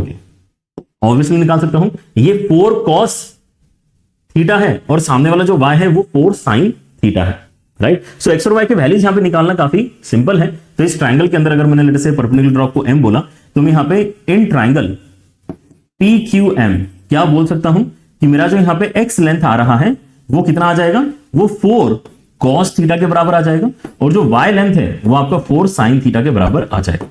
तो 4 cos थीटा के अंदर 4 मल्टीप्लाई करेंगे तो 12/5 आता है, एंड वैसे ही sin थीटा के अंदर 4 मल्टीप्लाई करेंगे तो 16/5 आता है। ऑलराइट, अच्छा मेरे पास में ये x और y अगर आ गए हैं तो क्या मेरे पास में अब Q पॉइंट का कोऑर्डिनेट भी आ गया है क्या, ये बताओ। Q पॉइंट का जो कोऑर्डिनेट आपका है वो कितना है? अगर आप कोऑर्डिनेट को देखते हो तो एग्जैक्टली आपको x इतना ही चलना पड़ेगा कि Q पॉइंट तक पहुंचने के लिए, और y जो आपको चलना पड़ेगा that is basically 4 minus y जो हमने कैलकुलेट करके रखा है, क्योंकि हमें तो एक्चुअली OM डिस्टेंस चाहिए। कोऑर्डिनेट पॉइंट ऑफ व्यू से मुझे ये वाली हाइट चाहिए, जबकि मैं ऊपर वाली लेंथ निकाल चुका हूं, ठीक है ना। तो बची हुई लेंथ कितनी आ जाएगी, 4 माइनस y के बराबर। सो आपके यहां पर इसका मतलब जो Q का कोऑर्डिनेट अब यहां पे निकल कर आ रहा है which is basically alpha beta, वो कितना बन रहा है आपका, वो बन जाएगा यहां पे x distance which is basically 12/5, and उसके साथ में बचा हुआ डिस्टेंस 4 माइनस 16/5, 4 माइनस 16/5 मतलब 4/5। So 12/5 and 4/5 are the points alpha beta. ये आपको फिगर देख के पता चल गया, ये आपको फिगर देख के पता चल गया है, ठीक है ना। तो आपको क्या करना है, अल्फा प्लस बीटा करके उसके अंदर 25 मल्टीप्लाई करना है। सो 25 times of alpha plus beta कितना आ जाएगा, ये आ जाएगा बेसिकली 16/5, मतलब ये आ जाएगा 80 के बराबर, और यही आपका फाइनल आंसर है, ठीक है। सो ज्योमेट्री के क्वेश्चन में ज्योमेट्री तो ऑब्वियसली यूज करनी पड़ेगी ना। ऐसे तो भी हो सकता है कि आप यहां पे ये एक्सपेक्ट करो कि ऐसा मतलब देखते से ही सारे क्वेश्चन के आंसर आ जाए, जैसे कि हमने पहला क्वेश्चन किया था, वो तो एकदम स्ट्रेट फॉरवर्ड क्वेश्चन था, हालांकि वो भी आपका PYQ है, तो वैसे भी क्वेश्चन आपके इस शिफ्ट में आ सकते हैं फॉर श्योर, बट थोड़ा सा हमने यहां पे ओपन रहना चाहिए to basically then analysing the geometry जो हमने बिल्ड कर ली है, राइट। क्या बोला गया था इस सवाल में कि पहले तो आप बहुत सारे पॉइंट्स आइडेंटिफाई करो, एक रीजन आइडेंटिफाई करो। इनइक्वालिटी दी है, मतलब कहीं ना कहीं वो रीजन आइडेंटिफाई करवाना चाह रहे हैं, जैसे कि अब यहाँ पे शेडेड रीजन अभी आइडेंटिफाई किया, ठीक है ना।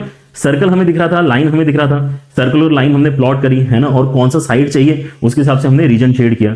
फिर हमें समझ में आया कि अच्छा ये एक ऐसे पॉइंट को ढूंढना चाहते हैं जो 4i के क्लोजेस्ट है, तो यहाँ पे क्लोजेस्ट वाला पॉइंट बेसिकली कौन सा होगा कि हमने P पॉइंट को सेंटर से ज्वाइन करने वाला जो यहाँ पे एक लाइन सेगमेंट ड्रॉ किया है, उसी पे लाई करने वाला जो यहाँ पे सर्कल के ऊपर वाला पॉइंट है वही आपका क्लोजेस्ट होगा। ये हमें ज्योमेट्री से दिख रहा है, तो हमने यहाँ पर थोड़े बहुत हाथ पैर मारे और फाइनली हमने Q का कोऑर्डिनेट पता कर लिया, ठीक है।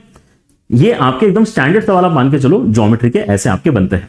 Alright, now let us do one more question. ये 2024 का सवाल है और ये थोड़ा और बेटर क्वेश्चन है, जो भी हमने पिछला क्वेश्चन किया उससे बेटर क्वेश्चन यहां पर ये आपको फील हो सकता है। बट देन अगेन आपका जो यहां पे इनिशियल ब्रेकडाउन हो जाता है ना, जैसे बच्चे अगर यहां पे इस सवाल को नहीं करना चाह रहे तो उनका सबसे पहले स्टेटमेंट में ही ब्रेकडाउन हो जाता है कि सर नहीं कर पाएंगे हम इस सवाल को, क्योंकि वो इसको ही समझने की कोशिश नहीं करना चाह रहे हैं। That should not be the region इसको छोड़ने का। रीजन शुड बी कि यार ये सच में बड़ा क्वेश्चन है तो आप इसको छोड़ सकते हो पेपर में, ठीक है ना। लेकिन इसको समझने की ट्राई करो। अगर आपको यहां पे क्योंकि अगर बात पकड़ में आ गई तो हो सकता है कि आप ऐसे क्वेश्चंस भी एग्जाम में अटेम्प्ट करना चाहोगे। डिपेंड करता है कि आपका कॉन्फिडेंस लेवल और यहां पे प्रैक्टिस कितनी सफिशिएंट हो पाती है एग्जाम के पहले, ठीक है ना। देखो पहली बात तो मुझे समझ में आ रहा है क्या कि ये कहना क्या चाहता है। मुझे ये समझ में आ रहा है कि देखो मेरे पास में जो ये P सेट है उसके अंदर बहुत सारे पॉइंट्स हैं, लेकिन ये सर्कल के अंदर लाई करने वाले पॉइंट्स है। सर्कल के अंदर लाई करने वाले जो पॉइंट्स है उसके अंदर सर्कल की इक्वेशन में यहां पे आपको एक बात ध्यान रखनी होती है कि भाई z माइनस z1 का mod is equal to radius के बराबर वैल्यू आती है। तो मुझे यहां पे माइनस अलग निकालना पड़ेगा। जो फॉर्मूले का माइनस की डिमांड है वो तो मुझे यहां पे इसको दिखाना पड़ेगा। जब मैं यहां पे माइनस एक अलग से दिखाता हूं तो इस चीज को मैनेज करने के लिए यहां पे -2i + 3i -2 + 3i मुझे लिखना पड़ेगा। या फिर आप मान सकते हो कि यहां से मैंने माइनस कॉमन निकाल लिया, ऐसा भी मान सकते हो। सो आपके यहां पे सेंटर मतलब कितना आएगा, सेंटर आपका यहां पे इसका मतलब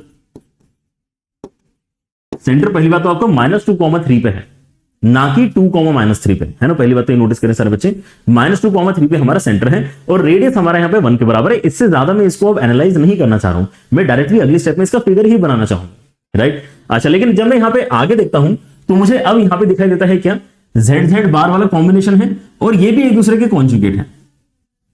ये वाले जो कांस्टेंट है ये भी एक दूसरे के कॉन्जुगेट है और यहां पे जो कांस्टेंट अलग से दे रखा है वो एक रियल नंबर है। यहां पे 8i जैसी चीज नहीं होना चाहिए, -8 दिया है, we are okay with that, ठीक है ना। क्योंकि हमें यहाँ पे जो बेसिकली लाइन की इक्वेशन हमने पढ़ी है वो इन्हीं सब बातों के तरफ इशारा करती है कि अच्छा ये वाले कॉम्बिनेशन अगर आपको दिख रहे हैं तो ये लाइन की इक्वेशन होगी आपकी। तो देखो लाइन की इक्वेशन अब एग्जैक्टली कैसी होगी, उसके लिए z equal to x plus I, तो देखो आपको डालना ही है, but why you should know कि ये लाइन की इक्वेशन है, ताकि कॉन्फिडेंस आए कि यार क्वेश्चन समझ में तो आ ही चुका है, बस इक्वेशन निकालने के 2-3 स्टेप मुझे करना है, 2-3 भी नहीं, एक ही स्टेप करना होता है इसके अंदर, ठीक है ना। आपको यहाँ पे एक्स प्लस आई वाई लिख के इसको ओपन करना है, ठीक है ना। क्या है, एक्स प्लस आई वाई लिखो z के प्लेस में, उसके साथ में आप 1 प्लस आई मल्टीप्लाई करो, फिर यहाँ पे z बार के प्लेस में x माइनस आई वाई मल्टीप्लाई करो, फिर 1 माइनस आई उसके अंदर मल्टीप्लाई होना चाहिए, ठीक है, 1 minus I and equal to कर लेते हैं अभी यहाँ पे, है ना। लेस देन का यहाँ पे डिस्कशन बाद में कर लेंगे, ठीक है। अगर आप यहाँ पे इसको ओपन करते हैं तो आपके इसमें यहाँ पे बेसिकली 4 टर्म्स बनेंगी, x है, xi है, उसके बाद में आपके पास में yi है एंड उसके साथ में माइनस y है ना, क्योंकि आई स्क्वायर आपका कितना हो जाएगा -1। वैसे यहाँ पे अगर आप देखते हैं तो आपके इसमें x है, माइनस आई एक्स है एंड आपके इसमें माइनस आई वाई एंड यहाँ पर देखो माइनस माइनस प्लस हो जाएगा, आई स्क्वायर वाई लेकिन बनेगा तो आई स्क्वायर का माइनस यहाँ पर आपको लिखना पड़ेगा, राइट हैंड साइड में -8। तो भाई हमारी किस्मत ऑब्वियसली साथ देगी, क्योंकि हमें पता है कि लाइन की इक्वेशन है। सो ये जो आई वाले टर्म से आपके कैंसिल होना ही चाहिए, जो हो रहे हैं। यहाँ पे 2x आएगा, यहाँ पे -2y आएगा और राइट हैंड साइड में कितना है, -8 है। तो आप क्या कर सकते हैं यहाँ पे इसको x minus Y is equal to -4 कह सकते हैं, या फिर y is equal to x plus 4 आप इसको कह सकते हैं। ये क्या है, y is equal to x plus 4 एक लाइन की इक्वेशन है, ठीक है। तो हमने यहाँ पे सर्कल पता कर लिया कि उसका सेंटर और रेडियस क्या है, उसको प्लॉट कर सकते हैं, इस लाइन को भी अब हम प्लॉट कर सकते हैं। तो हम यहाँ पे देखो लेवल 1 तो क्लियर कर चुके हैं, जो पहला स्टेटमेंट उसको हम समझ चुके हैं, ठीक है। अब हमें यहाँ पर कुछ करना है आगे, लेकिन उसके लिए पहले ज्योमेट्री समझना जरूरी है। तो ज्योमेट्री ड्रॉ करो। ज्योमेट्री क्या कहती है कि -3,2 पे एक सर्कल इमेजिन करो, -2,3 सेंटर पे एक सर्कल इमेजिन करो जिसका रेडियस भी आपका 1 यूनिट के बराबर है। तो ऐसा कुछ यहाँ पे आई गेस मैं इमेजिन कर पा रहा हूं कि इसका सेंटर में जो हाइट है वो कितनी है, 3 यूनिट के बराबर है, और इसका जो x पे डिस्टेंस है वो -2 यहां पर आ रहा है, मतलब 2 डिस्टेंस यहां पर ओरिजिन से, ठीक है। ये हमने बना लिया। अगर आप यहाँ पे कुछ पॉइंट्स और मार्क करना चाहो तो मार्क कर सकते हो, जैसे कि आपके रेडियस क्योंकि 1 के बराबर है तो आप 1 यूनिट नीचे आके ये वाला हाइट बेसिकली 2 हाइट बता सकते हो, 1 यूनिट ऊपर जाके ये हाइट आप 4 के बराबर बता सकते हो, है ना। 1 यूनिट पीछे जाके ये वाला x कोऑर्डिनेट आप -1 बता सकते हो, एंड 1 यूनिट इस तरफ आके ये वाला x कोऑर्डिनेट आप -3 बता सकते हो। तो हम यहाँ पे थोड़ा और यहाँ पर मार्किंग जो हो सकती थी हमने सारी यहाँ पर इमेजिन कर ली है अभी इस पॉइंट पे, राइट। अच्छा, अब ये तो हमारे पास में सर्कल बन ही चुका है, बढ़िया सा सिंपल सा एक सर्कल है। अब हमें एक लाइन प्लॉट करनी है, वो भी काफी इजी है। लाइन क्या है आपकी, y is equal to x plus 4 आपकी लाइन है। तो y is equal to x plus 4 again आपको यहाँ पे अगर प्लॉट करना है तो आप यहाँ पे कौन कौन से पॉइंट्स को ले सकते हैं, एक बार x इक्वल टू 0 ले लो तो y का वैल्यू आ जाएगा, एक बार y इक्वल टू 0 ले लो तो x का वैल्यू आ जाएगा, ठीक है ना। तो यहाँ पे ये बेसिकली -4,0 एंड 0,4 से पास होने वाला आपका लाइन बनेगा, राइट। लेकिन और एक इंटरेस्टिंग चीज आप यहाँ पे नोटिस कर सकते हो इस पर्टिकुलर ज्योमेट्री में कि अगर आप -2 डालते हो, अगर आप x का वैल्यू -2 डालते हो तो y का वैल्यू 2 आता है। ओके, मतलब ये वाला जो पॉइंट है यही है एग्जैक्टली वो पॉइंट जहां से आपका लाइन पास होगा, मतलब सर्कल का एकदम बॉटम मोस्ट जो पॉइंट है वहां से ये लाइन पास होने वाला है। एंड वैसे अगर आप इसके अंदर -1 डालते हो तो कितना हो जाएगा, 3 आ जाएगा। तो मतलब -1 डाल के 3 अगर आ रहा है, मतलब ये जो आपका राइट मोस्ट पॉइंट है सर्कल के ऊपर लाई करने वाला, वहां से भी आपका ये वाला लाइन पास हो रहा है, ठीक है ना। तो हमें एक्चुअली यहाँ पे 4 अलग अलग पॉइंट्स पता चल चुके हैं। ये वाला पॉइंट थोड़ा सा और अच्छे से मैनेज हो जाए तो बेहतर आपका फिगर दिखाई देगा, बट ठीक है अभी के लिए, है ना, ऐसा बना देते हैं थोड़ा सा। आपके इसमें यहाँ पर इसका मतलब जो है -0,4 से पास होने वाला, -4,0 से पास होने वाला, और इन दोनों पॉइंट से पास होने वाला एक लाइन अवेलेबल है ना। इस लाइन का स्लोप कितना है, इस लाइन का स्लोप 1 यूनिट के बराबर है। यहां तक की तो कहानी मेरे ख्याल से केवल ज्योमेट्री अंडरस्टैंडिंग की थी, ऑलराइट, कि हमें दिया क्या क्या है। फिर हमें यहां पर बोला क्या गया है, let in P intersection Q the common points which are basically present in both the sets. अच्छा, लेकिन यहां पे अभी हमने क्या नहीं किया है, अभी हमने रीजन आइडेंटिफाई नहीं किया। रीजन आइडेंटिफाई करते हैं, यहां पे लेस देन है, मतलब ये तो क्लियर हो गया सर्कल के अंदर वाले पॉइंट्स हैं। एंड देन अगर आप इस इक्वेशन को देखते हो तो आपके पास में लेस देन था, less than less than less than less than less than, ठीक है ना। यहां पे लेस देन, यहां पे आके रुक जाओ, यहां पे आके रुक जाओ, ठीक है ना। तो इस लेस देन में आप एक बार चेक करो कि क्या ओरिजिन सेटिस्फाई करता है क्या, इसमें क्या ओरिजिन सेटिस्फाई करेगा, नहीं करेगा। 0 0 डालोगे तो 0 लेस देन और इक्वल टू -4 गलत है। तो 0 0 वाला रीजन नहीं चाहिए, 0 0 वाला रीजन ये है, तो लाइन के इस तरफ वाला रीजन नहीं चाहिए, तो लाइन के उस तरफ जाना है। तो आपको यहां पे अल्टीमेटली जो सिलेक्शन निकल कर आता है, इट इज दिस सिंपल सा सिलेक्शन। ये जो ऊपर वाला आपका एक सेक्शन बन रहा है, ये आपको कंसिडरेशन में लेना है, ठीक है ना। ये वाला सेक्शन आपका आ गया। ओके, तो इस सेक्शन की बात चल रही है, हमें अभी यहां पे क्लैरिटी आ चुकी है। अब फर्दर यहां पे अब जो है क्वेश्चन में देखते हैं कि यार इस कॉमन रीजन में आपको जो z पॉइंट मिल रहा है उसके साथ में क्या करना है, आपको ये कैलकुलेशन करनी है। नाउ आज हमने यहां पर ऑलरेडी देख लिया कि डिस्टेंस फॉर्मूला क्या है, तो आपको ये पहली बात तो समझ में आना चाहिए कि यार ये अच्छा z पॉइंट जो इस रीजन में लाई करने वाला कोई भी पॉइंट हो सकता है, and a point which is 3, -2, 3, -2, क्योंकि यहां पर डिस्टेंस फॉर्मूले के अंदर भी एक माइनस अलग से आता है, राइट। तो यहां पर भी आपको माइनस अलग निकालना पड़ेगा। तो मैं यहां पे अगर इसको लिखता हूं कि रिक्वायरमेंट क्या है, तो z -3 - 2y के मॉड के डिस्कशन की रिक्वायरमेंट है, माइनस कॉमन निकालिए। तो ये रिप्रेजेंट क्या कर रहा है, z which is a point lying in this region and 3 - 2y। तो 3 - 2y थोड़ा सा यहां पर अभी है नहीं, प्लॉट कर लेते हैं। 3 - 2y कहां पे जाएगा, 3 - 2y कहीं यहां पे आपका आने वाला है, 3 - 2y, राइट। आपको अब क्या चाहिए, आपको एक बार इसकी वैल्यू मैक्सिमाइज करवाने के हिसाब से z कैलकुलेट करना है और उस z को z1 बोलना है, और वैसे ही इस डिस्टेंस को मिनिमाइज करने के लिए आप कौन सा z सिलेक्ट करोगे वो फाइंड आउट करना है और उसका नाम z2 रखना है। मतलब यहां पे डिस्टेंसेस की ही फिर से बात चल रही है जैसे कि पिछले क्वेश्चन में भी चल रही थी, आइडेंटिफाई करो। पिछला क्वेश्चन भी फिगर लगभग वैसा ही था, राइट। एक सर्कल के अंदर कोई सेक्शन हमने ले लिया, फिर बाहर कोई तो एक पॉइंट है, वहां से आपको क्लोजेस्ट पॉइंट की बात चल रही थी। इस बार क्लोजेस्ट और फारदेस्ट पॉइंट दोनों की बात चल रही है। तो that actually makes this question a little lengthier in itself, क्योंकि आपको दो चीजें यहां पे कैलकुलेट करनी पड़ेंगी, राइट। अच्छा, लेकिन अंडरस्टैंडिंग पॉइंट ऑफ व्यू से I think it is pretty clear कि हम यहां पे क्या करना चाहेंगे, हम यहां पे अब क्लोजेस्ट पॉइंट के लिए परपेंडिकुलर ड्रॉप इस लाइन पे देना चाहेंगे, क्योंकि हमारे यहां पे सबसे भिड़ंत सबसे पहले क्या होगा, सर्कल के साथ तो होगा नहीं, क्योंकि ये सेक्शन व्हाइट वाला है ही नहीं हमारे पास। ये जो सर्कल का व्हाइट सेक्शन है वो है ही नहीं हमारे पास में। इस बार हमारे पास में ऊपर वाला सेक्शन है और फिर एकदम से ये कॉर्ड है, राइट। जो लाइन रेड लाइन की मदद से एक कॉर्ड बनी है, वो वाली कॉर्ड। मतलब आप यहां पे शॉर्टेस्ट डिस्टेंस अगर निकालना चाहते हो तो परपेंडिकुलर ड्रॉप की आप बात करोगे, ठीक है ना। लेकिन एक इंटरेस्टिंग पॉइंट फिर से यहां पे देखो, ज्योमेट्री पता करने से बेनिफिट ये सारे आपको मिलते हैं। आपका जो सेंटर है वो देखो क्या है, आपका सेंटर है यहां पे -2, 3, ये आपका सेंटर है, और ये एक्स्ट्रा पॉइंट जो आपको दे रखा है P। आप यहां पे मुझे पहले स्लोप ऑफ PC बताओ कितना है ना। तो यार पॉइंट अगर मैं कोऑर्डिनेट ज्योमेट्री के भाषा में लिखूं तो कितना हो जाएगा, रादर देन इन्वॉल्विंग I, मैं इसको 3, -2 बोल सकता हूं, राइट। सो अगर मैं यहां पे स्लोप निकालता हूं इन दोनों पॉइंट्स का, तो मेरे पास में क्या आ जाएगा, -2 माइनस दिस मतलब -5, एंड देन 3 -2 मतलब 5, मतलब -1 का बेसिकली स्लोप बनेगा, समझ रहे। तो यहां पे अच्छी बात क्या है कि जब आप P और C को ज्वाइन करने वाला एक लाइन इमेजिन कर रहे हो तो वो लाइन ऑलरेडी परपेंडिकुलर डायरेक्शन में ही है, वो लाइन ऑलरेडी परपेंडिकुलर डायरेक्शन में ही है। तो इसी लाइन के ऊपर आपको क्लोजेस्ट पॉइंट भी मिलने वाला है और इसी लाइन पे आपको फारदेस्ट पॉइंट भी मिलने वाला है। फारदेस्ट पॉइंट के लिए तो फिर से वही लॉजिक इस्तेमाल कर रहा हूं ना मैं। अगर यहां पे ये लाइन की मदद से कटा नहीं होता, मेरे पास में अगर पूरा सर्कल होता, तो मैं डायरेक्टली सेंटर को ज्वाइन करते हुए एक लाइन बनाता, है ना, कि भाई एक सर्कल है, आपको यहां पे बाहर वाले पॉइंट से क्लोजेस्ट और फारदेस्ट चाहिए, तो आप यहां पर क्या करते हो, PC डिस्टेंस निकालते हो और उसके अंदर से रेडियस सब्ट्रैक्ट करके इस तरफ वाला आपके उसमें एक A पॉइंट आ जाता है और रेडियस ऐड करके आपका B पॉइंट आ जाता है, ठीक है ना। क्लोजेस्ट एंड फारदेस्ट हम यहां पे सर्कल के ऊपर इस तरह से निकालते हैं। लाइन के ऊपर क्लोजेस्ट कैसे निकालते हैं, लाइन के ऊपर आपका क्लोजेस्ट अगर निकलना है तो आप परपेंडिकुलर ड्रॉप से निकालते हैं, राइट। तो यहां पे दोनों कॉन्सेप्ट आपके यूज होंगे क्योंकि यहां पर इस तरफ वाला सेक्शन हमारे पास अवेलेबल नहीं है, राइट। सो ये है इसके अंदर की कहानी, जिसको हम यहां पे अब आगे सॉल्व करने के लिए, है ना, अब यहां पे देखते हैं कि क्या हम फिगर का फायदा फिर से उठा सकते हैं क्या।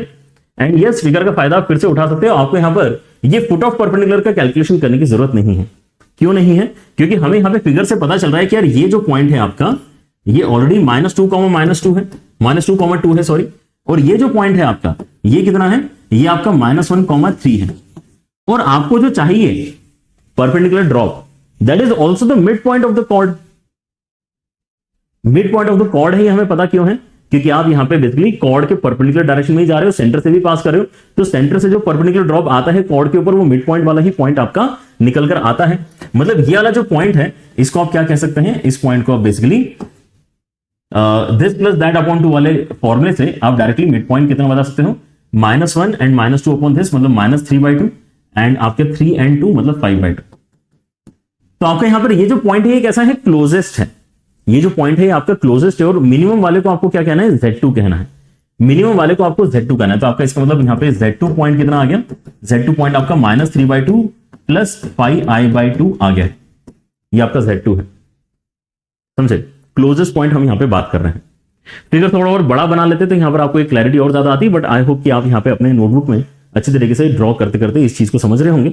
नहीं कर रहे तो अभी भी यहाँ पर जो थोड़ा सा खुद से भी ड्रॉ करने की कोशिश करो, आपकी क्लैरिटी और बेटर आपको मिल जाएगी, ठीक है ना। या फिर एक काम मैं यहाँ पे ट्राई कर सकता हूँ कि यार ये जो शेडेड रीजन है इसके अंदर से शेडिंग हटा देते हैं ताकि जितना इंपॉर्टेंट है उतना ही दिखाई दे।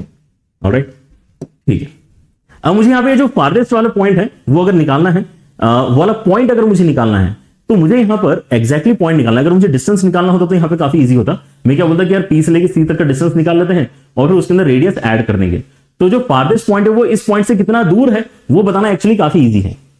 लेकिन आपको एग्जैक्टली उस पॉइंट के बारे में इंफॉर्मेशन अगर चाहिए तो आपको क्या इस्तेमाल करना पड़ेगा, यहाँ पे पैरामीट्रिक इक्वेशन सबसे इजी यहाँ पर तरीका है उस पॉइंट तक पहुंचने का। अदरवाइज एक तरीका यह है कि आप इस लाइन की इक्वेशन को निकालो, फिर आप सर्कल की इक्वेशन को निकालो कोऑर्डिनेट के लैंग्वेज में, जो अभी हमने निकाली ही नहीं है। अच्छा, लाइन तो नहीं, ये वाली लाइन है हमारे पास में, लेकिन अभी हमने ये वाला जो रेड लाइन बनाया है इसकी इक्वेशन नहीं है हमारे पास में। आपके पास में अगर कोई यहाँ पे पीवाईक्यू की बुक हो, है ना, आपका पीवाईक्यू काफी रिसेंट है, या ऑनलाइन अगर आपको कोई सॉल्यूशन मिल रहा हो तो आप उसके अंदर जाके देख सकते हैं। जहां तक मुझे लगता है उसके अंदर जो सॉल्यूशन रिपोर्टेड होगा उन्होंने क्या किया होगा, पहले तो इस सर्कल की इक्वेशन को कोऑर्डिनेट ज्योमेट्री के लैंग्वेज में लिखा होगा, फिर इस लाइन को भी लिख लिया है, इस लाइन को भी लिखा होगा, ये जो परपेंडिकुलर लाइन जा रही है, फिर उन दोनों लाइंस और इनको सॉल्व किया होगा। लाइन और लाइन को सॉल्व करके मिड पॉइंट निकाला होगा, जबकि मिड पॉइंट तो डायरेक्टली निकल रहा है फिर आपका, तब भी लाइन और लाइन को सॉल्व किया है साइमल्टेनियसली, तो आपके इसमें ये वाला पॉइंट निकल कर आया होगा। और वैसे ही सर्कल और इस लाइन को सॉल्व किया होगा तो वहां से ये वाला पॉइंट निकल कर आया होगा, ठीक है ना। बहुत लेंथी बेसिकली फील होता है when you try going in that direction, ठीक है ना। बेटर क्या होगा कि आप यहां पे ऐसे कुछ सोचो कि देखो मुझे किस डायरेक्शन में जाना है, मुझे बेसिकली इस रेड लाइन के डायरेक्शन में जाना है जिसका स्लोप -1 है। तो स्लोप -1 है मतलब हम यहां पर क्या कह सकते हैं कि आपका जो थीटा है इन्वॉल्व वो 135 डिग्री के बराबर है। आप अपने सेंटर पे हो ऐसा मान के चलो, सेंटर पे हो तो आपका कोऑर्डिनेट कितना है -2, 3। आप कितना जाना चाहते हो इस एक्सट्रीम पॉइंट तक पहुंचने के लिए, आप रेडियस के बराबर जाना चाहते हो जिसकी वैल्यू 1 के बराबर है। मतलब आप इस डायरेक्शन में 135 डिग्री के डायरेक्शन में 1 यूनिट डिस्टेंस ट्रैवल करके एक नया पॉइंट आइडेंटिफाई करना चाहते हो, राइट। ये वाला पॉइंट लेटर से आपका ए पॉइंट है। ये पॉइंट अगर आप आइडेंटिफाई करना चाहते हो तो आपको यहां पे केवल अपनी पैरामीट्रिक इक्वेशन अप्लाई कर लेनी चाहिए, विच इज बेसिकली x - x1 मतलब प्लस हो जाएगा x - x1 upon cos theta मतलब -1/√2 is equal to y - y1 upon sin theta which is 1/√2 and is equal to कितना डिस्टेंस आपको ट्रैवल करना है, 1 डिस्टेंस आपको ट्रैवल करना है, ठीक है ना। तो आप यहां पे एक एक करके कंपेयर करो तो आपको क्या मिलेगा, आपको यहां पे x और y के वैल्यूज मिलेंगे। x का वैल्यू कितना आएगा -1/√2 एंड -2 -1/√2 एंड y का वैल्यू कितना आ जाएगा, ये आ जाएगा आपके इसमें 3 + 1/√2। ये बेसिकली आपका जो पॉइंट आया है ये आपका Z1 पॉइंट है, ये जो आया है यही आपका Z1 पॉइंट है, ठीक है।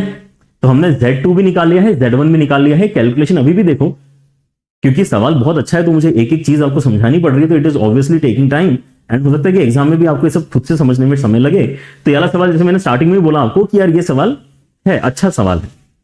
अगर आपको सारी बातें समझ में आ भी रही हैं तो भी आप इस क्वेश्चन को एग्जाम में करना चाहते हो कि नहीं करना चाहते, that call has to be taken on your part कि यार मेरे पास में कितना समय बचा है, मैं इसमें डेडिकेट करना चाहता हूं मेरा समय या नहीं। That is a different question.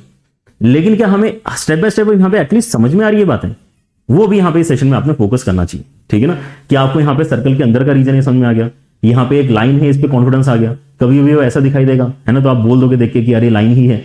अच्छा, लाइन है तो उसके अंदर क्या करना होता है, सॉल्व करके लाइन को इमेजिन करते आ जाएगा, है ना, कोऑर्डिनेट ज्योमेट्री के आइडिया से, ठीक है ना। फिर आगे यहाँ पे डिस्टेंसेस की बात चल रही थी कि z तो आपको पता चल गया कि इस रीजन में लाई करने वाला कोई पॉइंट है, लेकिन एक पॉइंट फिक्स पॉइंट उन्होंने अलग से देकर रखा है। फिक्स पॉइंट कौन सा है आपके यहाँ पे 3, -2 वाला पॉइंट है, ठीक है ना। डिस्टेंसेस की बात चल रही है, कैसे पता चला, क्योंकि हमें यहाँ पे डिस्टेंस फॉर्मे का आइडिया है कि डिस्टेंस फॉर्म में दिखाई कैसे देता है।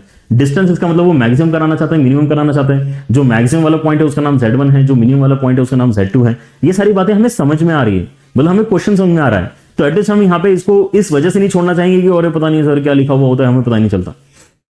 इस रीजन से छोड़ सकते हो कि अरे ये तो मुझे दिख रहा है कि ये लेंथी जाएगा, so let us not get into it, है ना। वो तो मेरे ख्याल से आपके जो सिंपल वाले चैप्टर से उसके अंदर भी आपको ये करना पड़ता है। लेट से आपका स्टैटिस्टिक्स का कोई क्वेश्चन आ गया जिसके अंदर आपको दिख रहा है कि यार ये तो टेबल वाला क्वेश्चन है, इसके अंदर अननोन भी फाइंड करना है, फिर उसके बाद में मीन वेरिएंस भी फाइंड करना है। सो उस केस में आप एक लेते हो स्टैंड कि नहीं यार, let us not attempt this statistics का question even if the chapter in itself is easy, हमें सारे कॉन्सेप्ट भी पता है, लेकिन तब भी हम उसको लीव करने का है ना यहाँ पे सोचते हैं। वैसे इस क्वेश्चन को भी लीव करने के बारे में आपने सोचना चाहिए पेपर में, कोई उसके अंदर जो है दिक्कत नहीं है ना। क्यों? क्योंकि आपको यहाँ पे मैक्सिमम मिनिमम भी अलग अलग तरीके से निकालना है। It is not a plain circle जिसके अंदर आपको मैक्सिमम मिनिमम केवल डिस्टेंसेस पूछे हैं, आपको एक्चुअल पॉइंट्स भी पूछे हैं। जब केवल डिस्टेंसेस पूछे जाते हैं तो एक्चुअली ज्यादा इजी क्वेश्चन होता है टू आंसर, क्योंकि वो काफी जल्दी जल्दी निकल कर आ जाते हैं वैल्यूज।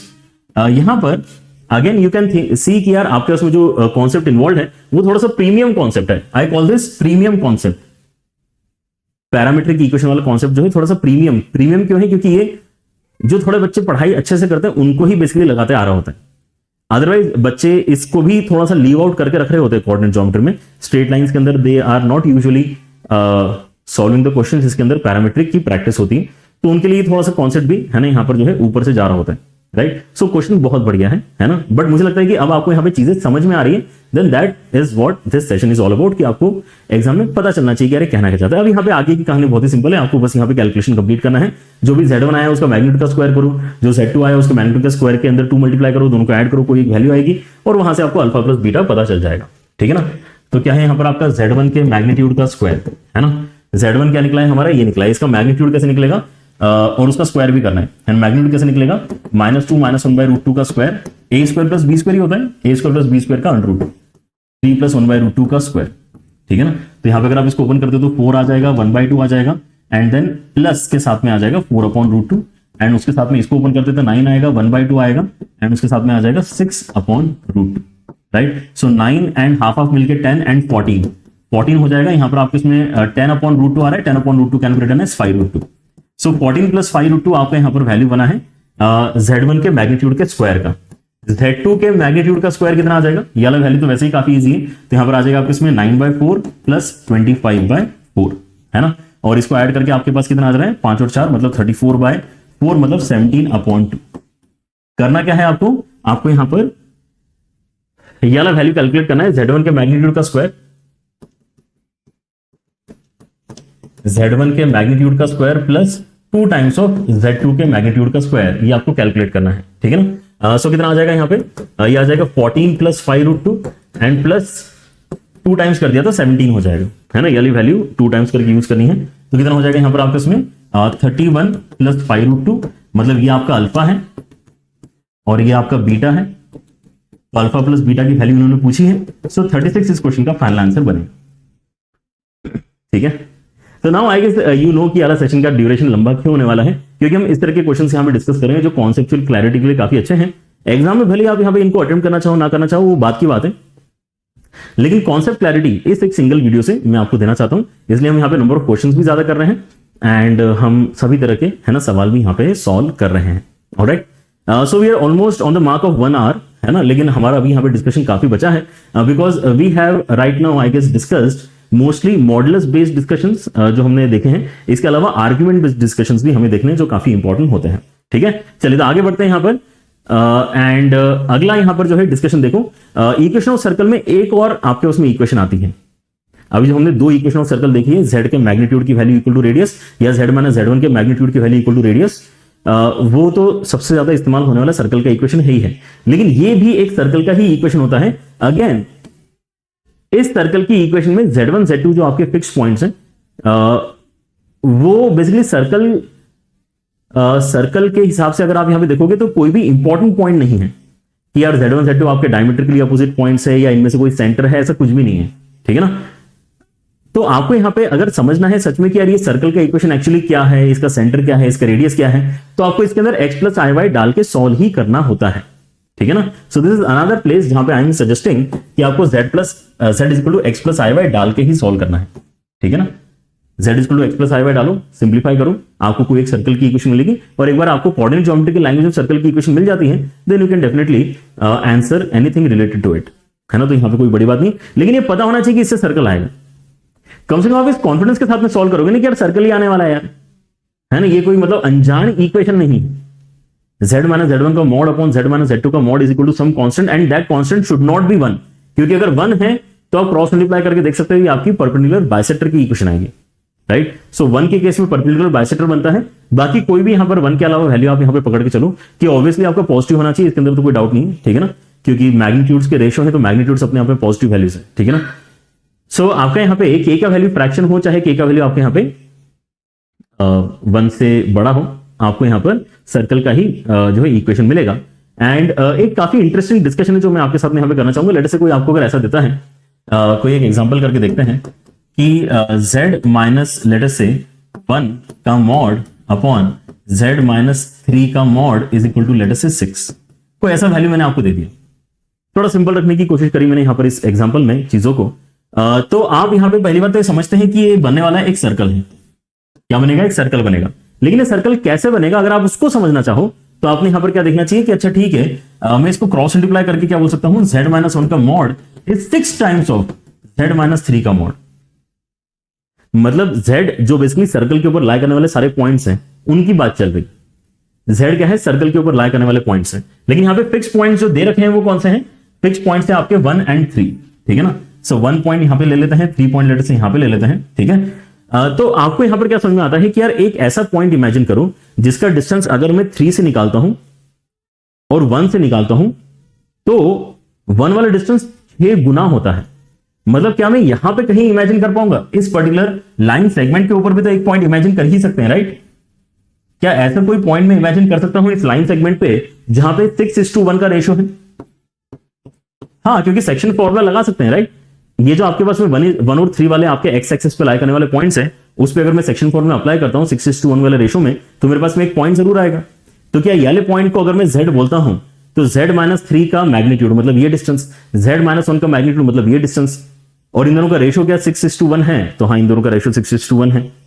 मतलब आपके पास में बेसिकली इन दोनों को ज्वाइन करने वाला जो एक पॉइंट बीच में आया है ना, रेशियो में, वो सर्कल के ऊपर लाई करने वाला एक प्रॉपर z पॉइंट है। ये हमें क्लियरली दिखाई दे रहा है। वैसे ही आपके पास में क्योंकि यहां पे अल्टीमेटली डिस्टेंसेस के रेशियो की बात हुई है तो आप यहां पे एक्सटर्नल डिवीजन भी एक्चुअली सोच सकते हो। मतलब आपके पास में एक ऐसा भी पॉइंट आ सकता है, लेट से Q पॉइंट, जो क्या प्रॉपर्टी सेटिस्फाई करता है कि 3 से जब मैं उसका डिस्टेंस निकालता हूं और 1 से जब मैं उसका डिस्टेंस निकालता हूं तो 1 वाला डिस्टेंस जो है वो 6 गुना होता है, काफी ज्यादा होता है। मतलब ये डिस्टेंस अगर आपका 1 यूनिट का है तो यहां से यहां तक का डिस्टेंस आपका 6 यूनिट का बेसिकली होना चाहिए। इस प्रोपोर्शन में आपके यहां पे डिस्टेंसेस हो सकते हैं। अगर मैं 1,3 को, है ना, 1 और 3 को एक्सटर्नली डिवाइड करता हूं 1:6 के रेशियो में, तो ये वाला पॉइंट समझ में आ रहा है। तो आपके पास में इसका मतलब ये वाला पॉइंट भी सर्कल के ऊपर लाई करने वाला पॉइंट होना चाहिए। तो आप अगर यहां पे इमेजिन कर पाओ तो आपका सर्कल कैसा बनेगा, आई गेस आपको यहां पे फील हो जाएगा। तो आपका जो सर्कल बनता है इस तरह के इस फिगर में, वो ये वाला सर्कल बनता है, ये वाला सर्कल आपका बनता है, ठीक है ना। तो क्या आप यहां पे देख पा रहे हैं कि आपका यहां पे ना ही 1 कोई खास इंपॉर्टेंट पॉइंट है, ना ही 3 आपका कोई खास इंपॉर्टेंट पॉइंट है। Clear, right. हाँ, ये जरूरी है कि एक पॉइंट आपका एक्सटर्नल लाई करने वाला पॉइंट होगा, एक आपका इंटरनल लाई करने वाला पॉइंट होगा। लेकिन बस आपको इतना ही बेसिकली यहां पर पता चलता है, और कुछ यहां पे खास इंफॉर्मेशन 1 और 3 हमें सपोर्टिंग तरीके से नहीं दे रहा होता, राइट।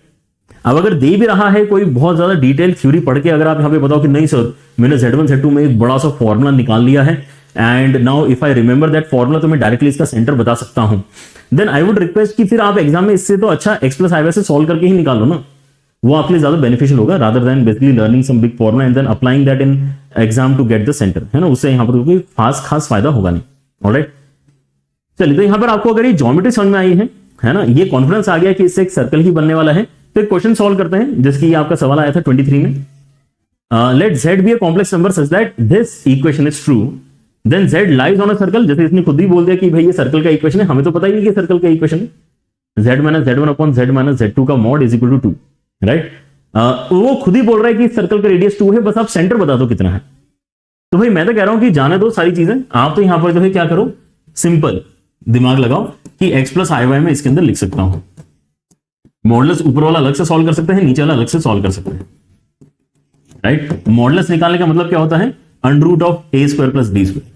सो इसके अंदर आपके पास में जो रियल कंपोनेंट है दैट इज जस्ट x, तो उसका स्क्वायर, जो इमेजिनरी कंपोनेंट है दैट इज y माइनस 2, तो उसका स्क्वायर। ये आ गया ऊपर वाले का मैग्नीट्यूड। नीचे वाले का अगर आप निकालना चाहते हैं तो अंडर रूट के अंदर कितना आ जाएगा, रियल कंपोनेंट का स्क्वायर मतलब x का स्क्वायर, इमेजिनरी कंपोनेंट का स्क्वायर मतलब यहाँ पे y प्लस 1 है तो उसका स्क्वायर आ जाएगा।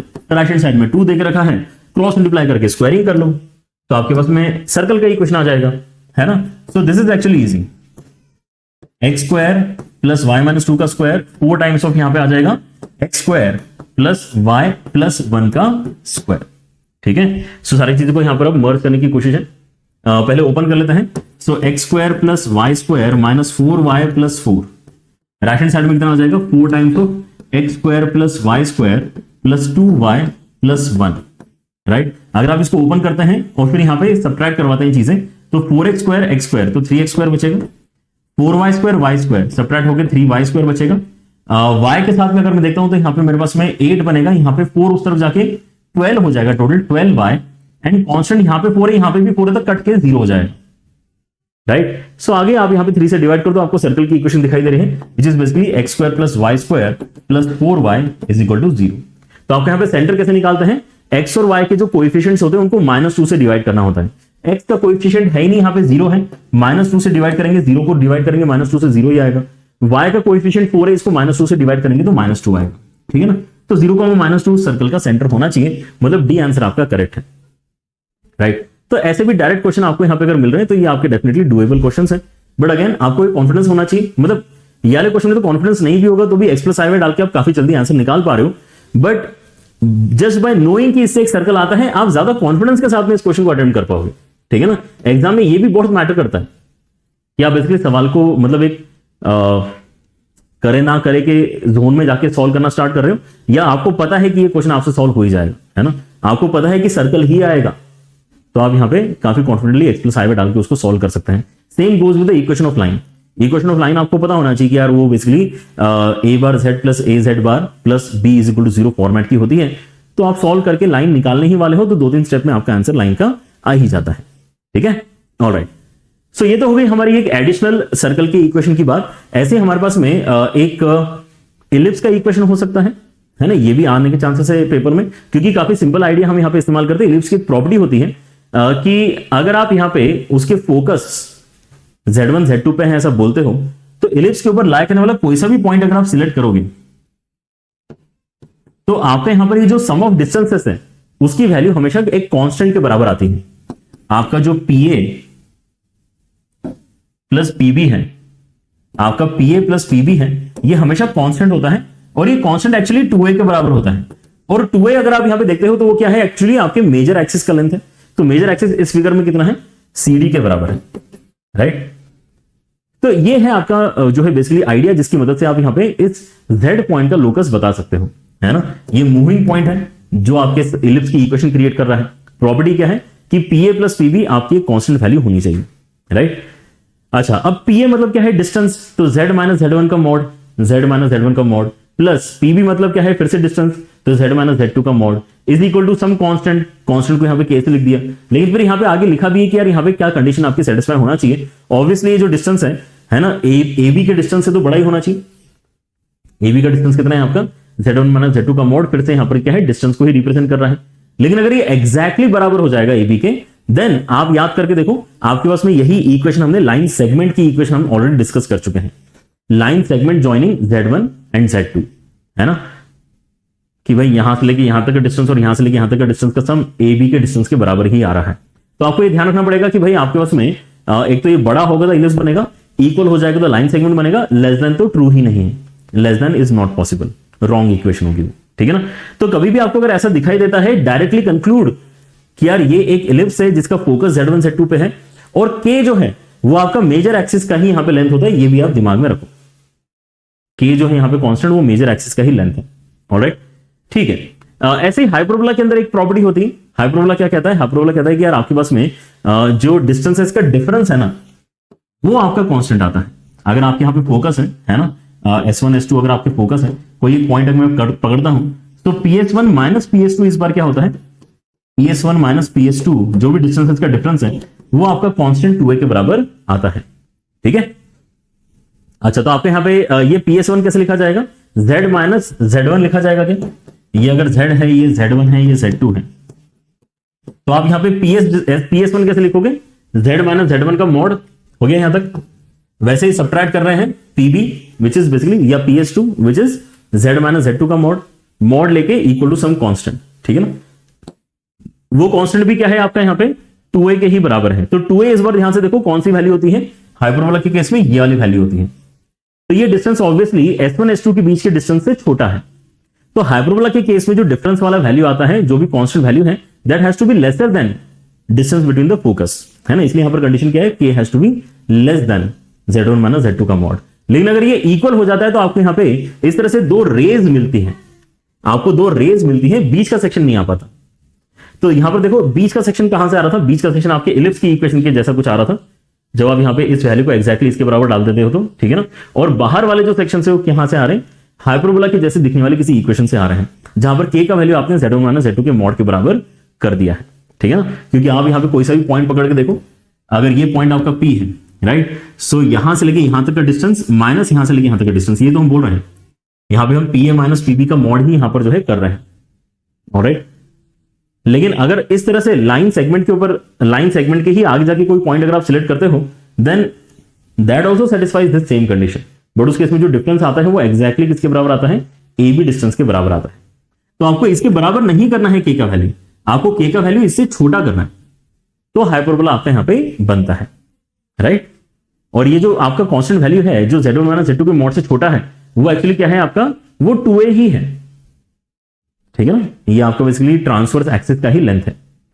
चलिए, तो आपके इसमें यहाँ पे equation of ellipse and hyperbola कुछ इस तरह से होती हैं, रिवाइज कर लेना ये सारी चीजें, क्योंकि एग्जाम में सवाल देखो देखने के लिए मिले हैं, और आप डायरेक्टली इस क्वेश्चन को सॉल्व कर सकते हो just by understanding the geometry. And I respect this question more than any other question, क्योंकि इसके अंदर सच में केवल ज्योमेट्री देख के आपको आंसर करते आ रहा है, तो ये प्योरली ज्योमेट्री का क्वेश्चन मैं बोल सकता हूं।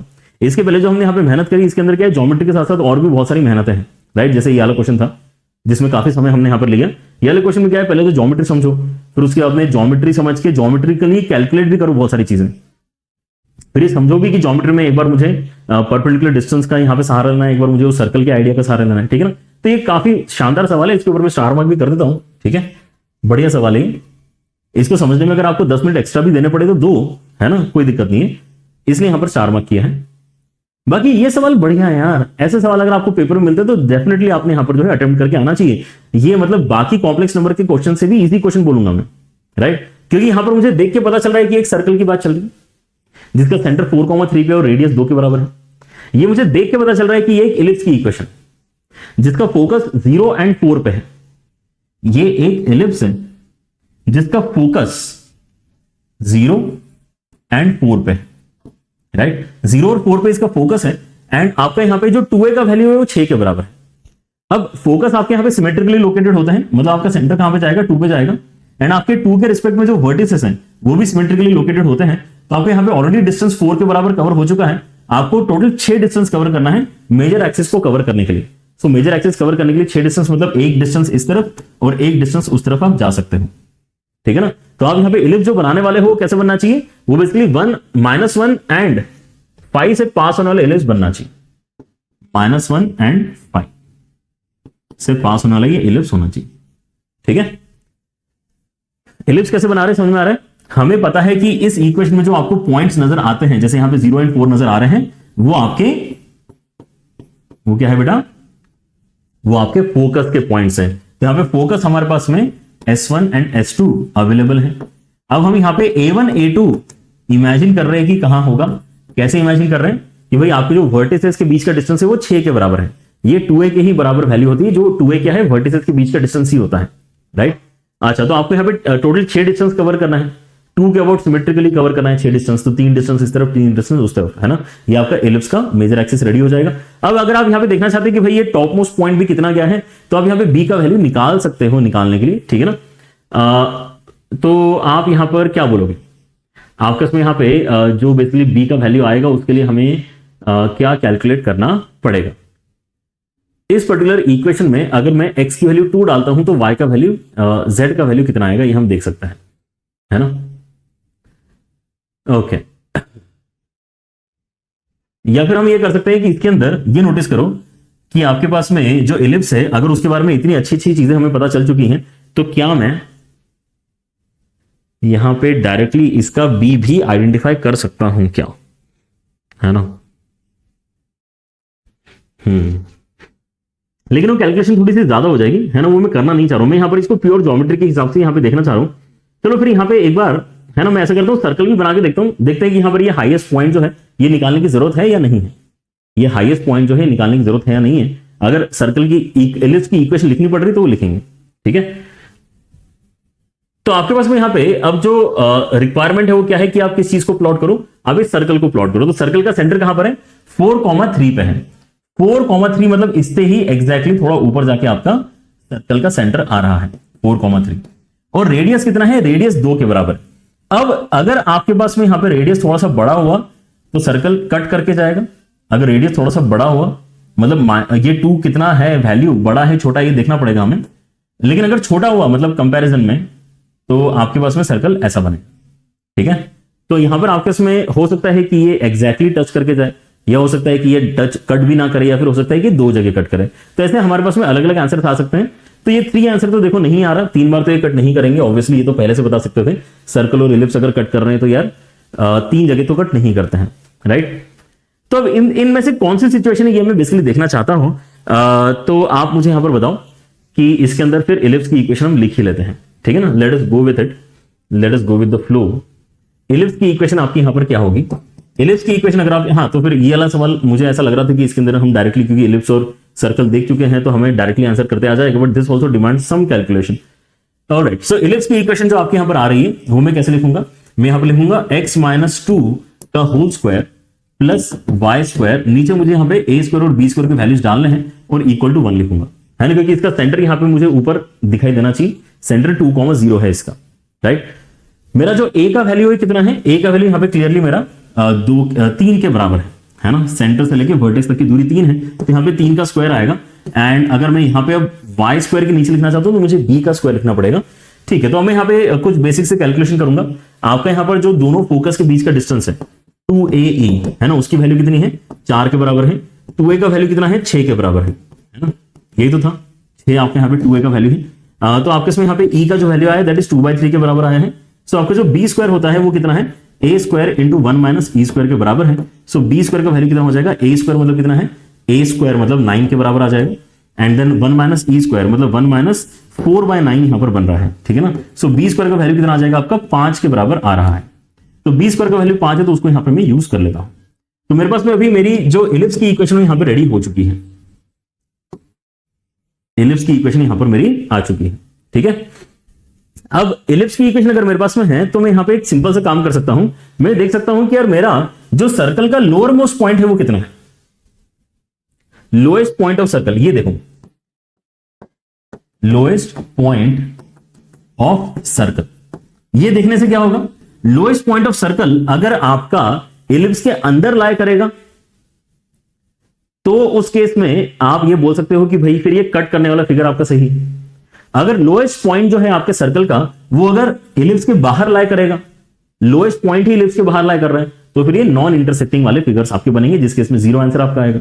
अगर एग्जैक्टली वो इलिप्स के ऊपर लाए करने वाला पॉइंट आ जाता है, लोएस्ट पॉइंट देखते हैं पहली बात तो कितना है। सो 4,3 से आपको कितना नीचे जाना है, इसका रेडियस है 2 के बराबर, तो आप 2 यूनिट अगर नीचे जाओगे तो आपका लोएस्ट पॉइंट बेसिकली 4,1 बनता है।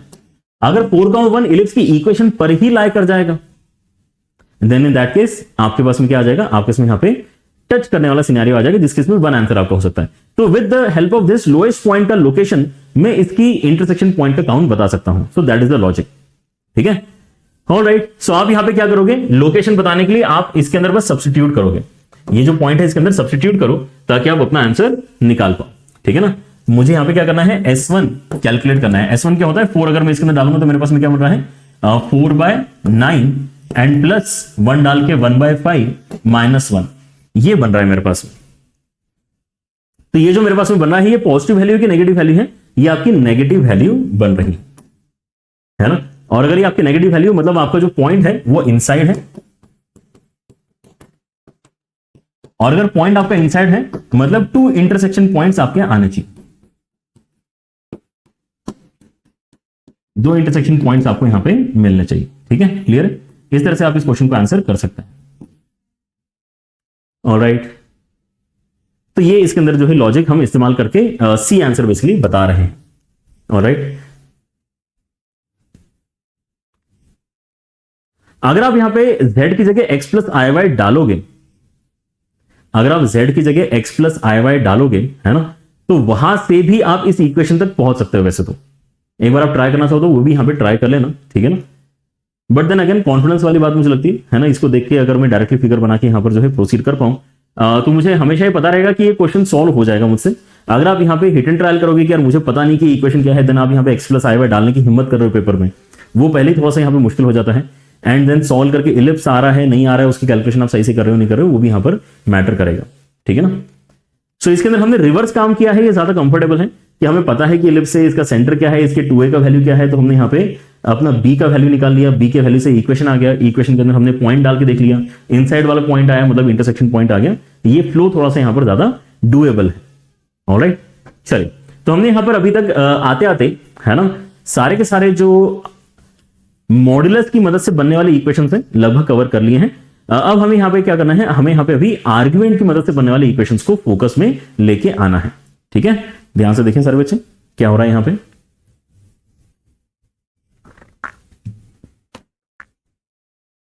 अगर मैं यहाँ पे इक्वेशन ऑफ रे बोलता हूं तो पहले तो आपको यहाँ पे रे मतलब समझ में आना चाहिए। हम यहाँ पे बेसिकली कोई एक ओरिजिनेटिंग पॉइंट भी डिफाइन करेंगे, राइट। सो लेट से आपके इसमें कोई एक रे है जो ओरिजिन से अगर निकल रही है तो उसकी इक्वेशन हम कैसे लिखते हैं। तो आप यहाँ पे नोटिस कर सकते हो कि आपके पास में ऐसे कुछ यहाँ पे कंडीशन आएगा कि अगर रे लेटर से अल्फा एंगल पे जा रही है ना, तो मैं हमेशा ये बोल सकता हूं कि यार ये जो एंगल है वो फिक्स्ड है। रे अगर किसी एक डायरेक्शन में जा रही है तो मैं यहाँ पे इसके ऊपर लाई करने वाला कोई सा भी पॉइंट पकड़ूं, चाहे मैं पॉइंट यहाँ पे पकड़ूं, चाहे यहाँ पकड़ूं, चाहे यहाँ पकड़ूं, चाहे यहाँ पकड़ूं, कहीं पर भी एक पॉइंट पकड़ूं, ये जो एरो में बनाऊंगा, चाहे छोटा एरो बनाऊं, चाहे बड़ा एरो बनाऊं, चाहे और बड़ा एरो बनाऊं, चाहे बहुत बड़ा एरो बनाऊं, ये जो भी एरोज आएंगे इन सब एरोज के एंगल एक्स एक्सिस के साथ में हमेशा अल्फा एंगल बनाने वाले हैं, ठीक है ना। सभी एरोज का एंगल अल्फा आएगा, right. So that is how we write the condition कि भाई argument of z always has to be alpha. Argument of z always has to be alpha, क्योंकि आर्ग्यूमेंट ऑफ z इसी बात को represent कर रहा होता है कि वो लाइन सेगमेंट का एंगल एक्स एक्सिस के साथ में कितना है। तो हम बोल रहे हैं कि भाई ये लाइन सेगमेंट z की वैल्यू आप चेंज करते जा रहे हो, कोई फर्क नहीं पड़ता, लेकिन हर बार क्या कंडीशन सेटिस्फाई कर रहा है z कि z चाहे यहां आ जाए चाहे यहां आ जाए, घूमते फिरते ऊपर नीचे होते रहे, लेकिन आपके यहाँ पे angle with x axis change नहीं होगा। तो इससे आपकी एक रे बनती है, लेकिन ये नीचे नहीं आ सकता, क्योंकि अगर ये नीचे आ गया तो उसके इसमें आपका जो एंगल काउंट होगा वो बेसिकली इस तरफ से होगा। तो याला मैग्नीट्यूड आपका सेम नहीं है ना, यहां पर आपका एंगल भी नेगेटिव साइन के साथ में बोला जाएगा, ठीक है ना। इसलिए ये रे की इक्वेशन है, क्योंकि आप यहाँ पे नीचे वाले सेक्शन को इंक्लूड नहीं कर पाते हैं। केवल अगर ऊपर जा रहा है तो ऊपर जा रहा है, नीचे आ रहा है तो नीचे जा रहा है, कोई दिक्कत नहीं, नीचे जाने वाली भी रे हो सकती है, लेकिन उसके इसमें फिर एंगल आपके यहाँ पे नेगेटिव कहलाएगा, है ना। जैसे अगर मैं इस रे की इक्वेशन लिखना चाहूं तो यहाँ पर जो अल्फा एंगल आएगा वो कोई नेगेटिव एंगल यहाँ पे हमें लिखा हुआ दिखाई देगा। ऑलराइट, इस तरह भी अगर जाना चाहते हैं तो आपको यहाँ पे कोई नेगेटिव ऑब्ट्यूस एंगल लिखा हुआ दिखाई देगा, right. So you can change the value of alpha anywhere from -pi to pi, but then what you will get is only one side of the line, मतलब रे ही आपको यहां पर मिलने वाली है। एंड देन आपका ओरिजिनेटिंग पॉइंट अगर यहां पे ओरिजिन नहीं है, कोई दूसरा पॉइंट है, तो हम यहां पे फिर से वेक्टर्स वाला थॉट इस्तेमाल करते हैं कि यार आपके इसमें जो मूविंग पॉइंट है एंड जो आपका फिक्स पॉइंट है उसको ज्वाइन करने वाला जो वेक्टर है वो एक्स एक्सिस के साथ में कितना एंगल बना रहा है, तो वो अगर यहां पे फिक्स एंगल अल्फा बना रहा है तो हम यहां पे क्या इक्वेशन लिखते हैं कि उस वेक्टर का एंगल, आर्ग्यूमेंट क्या बताता है, उस वेक्टर का एंगल बता रहा होता है विद एक्स एक्सिस, तो उस वेक्टर का angle with x axis is alpha. Argument मतलब क्या होता है, एंगल विद एक्स एक्सिस, उस वेक्टर का angle with x axis is alpha, ठीक है ना। तो ऐसा वाला फिगर आपका यहां पर बनेगा, ठीक है ना। तो this is what you should be imagining. इस तरह की इक्वेशन अगर आपको दिखती है तो ये आपके रे की इक्वेशन कहलाती है। रे की इक्वेशन वैसे यहां पे काफी है ना, यहां पे कम फ्रीक्वेंसी के साथ में पूछा जा रहा है, पता आपको होना चाहिए क्योंकि काफी सिंपल है, इसके अंदर कोई मतलब दिक्कत नहीं है, बट ज्यादा करके यहां पर जो पूछे जाते हैं सवाल वो अब आर्क के ऊपर बेस्ड होते हैं। यहां पर फिर से आप देख सकते हो कि इस आर्क की इक्वेशन लिखने में फिर से हमने आर्ग्यूमेंट का इस्तेमाल किया है।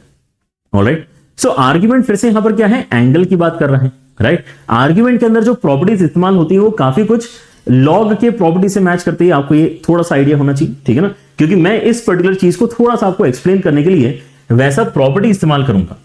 मैं क्या बोलूंगा कि यार यहां पर बेसिकली अगर आपको argument of something upon something देके रखा होता है तो आप इसको argument of something minus argument of another thing ऐसा लिख सकते हो यूजिंग द प्रॉपर्टी, ठीक है।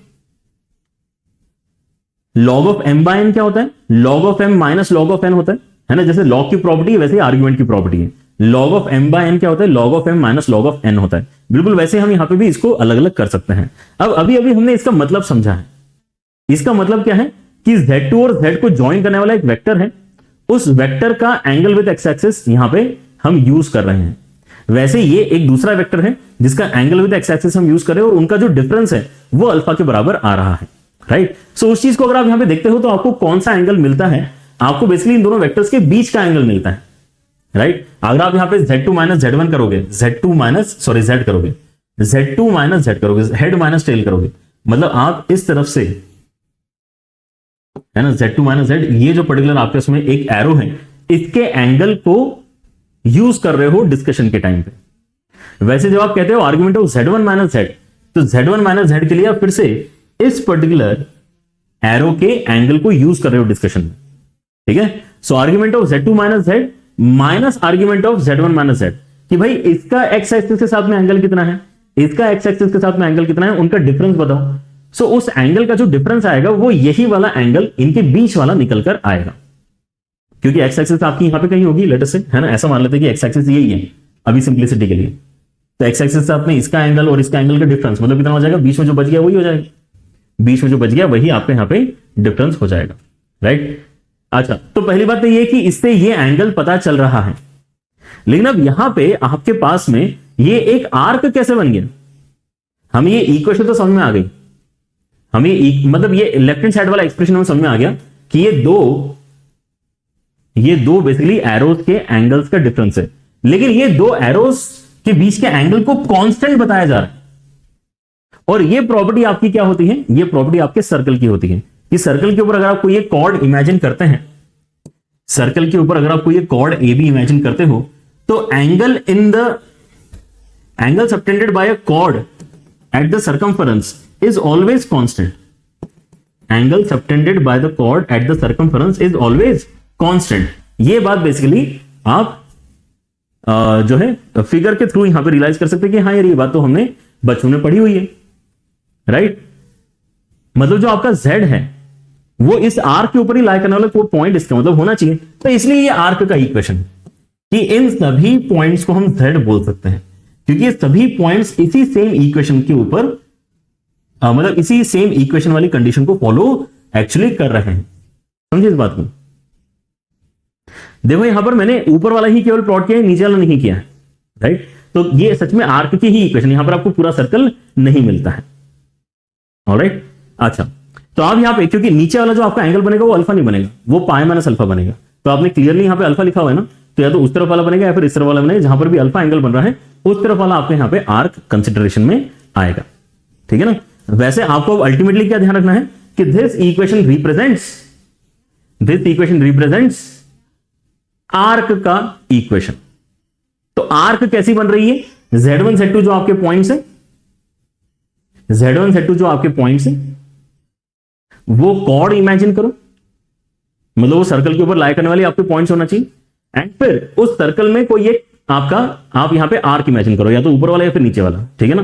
और वहां पे आपका अल्फा एंगल बनना चाहिए, क्योंकि राइट हैंड साइड में अल्फा दिया तो हम अल्फा बोलेंगे, राइट। सो यहां पे आप केसेस क्या क्या आ सकते हैं, यहां पर आपका major axis, major arc, minor arc और सेमी सर्कल वाला केसेस आ सकते हैं, डिपेंडिंग अपॉन कि आपने अल्फा एंगल कैसे लिया है।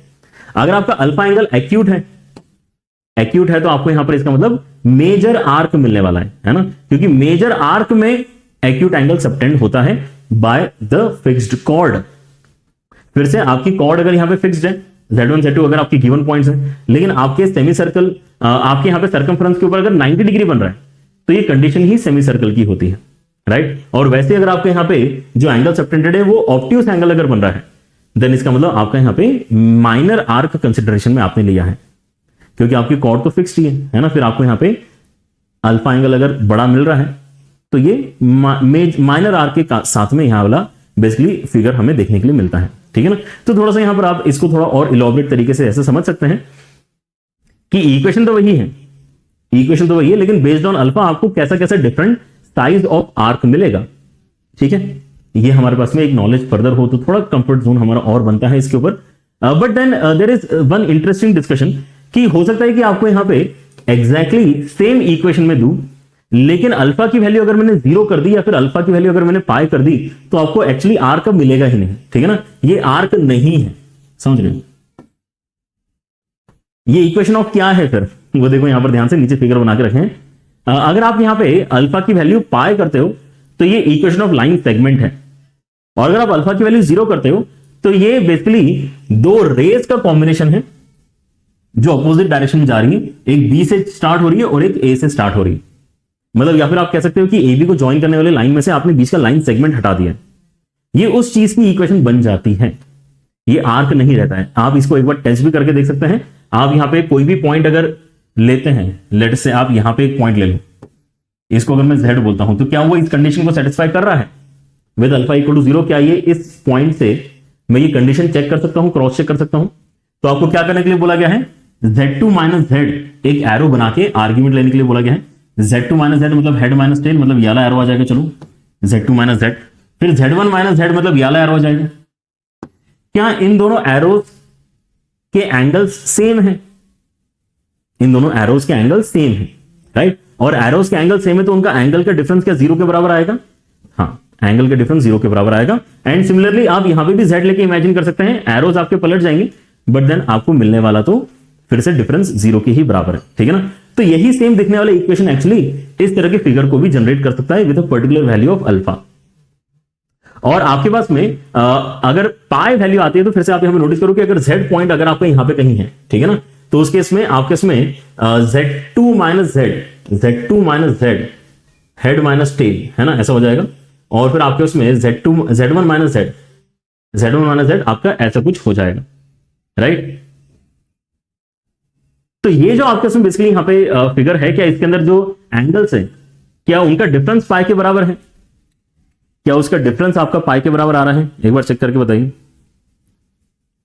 ओके,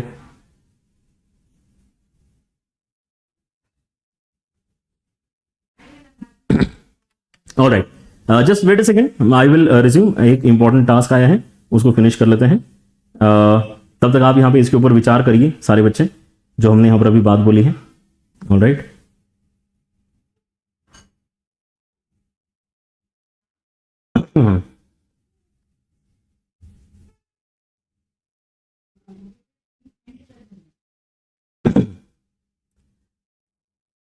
ओके,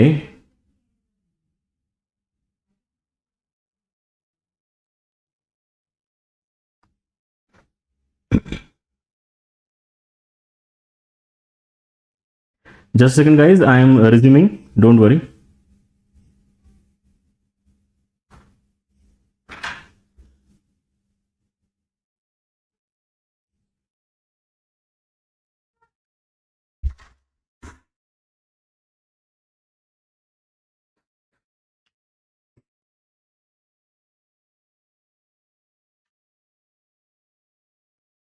झाला है,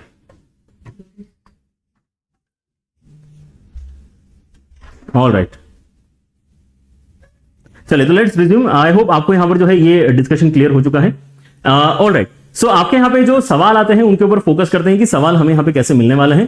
तो यहां पर बोला गया है कि let argument of z represent the principal argument of the complex number z।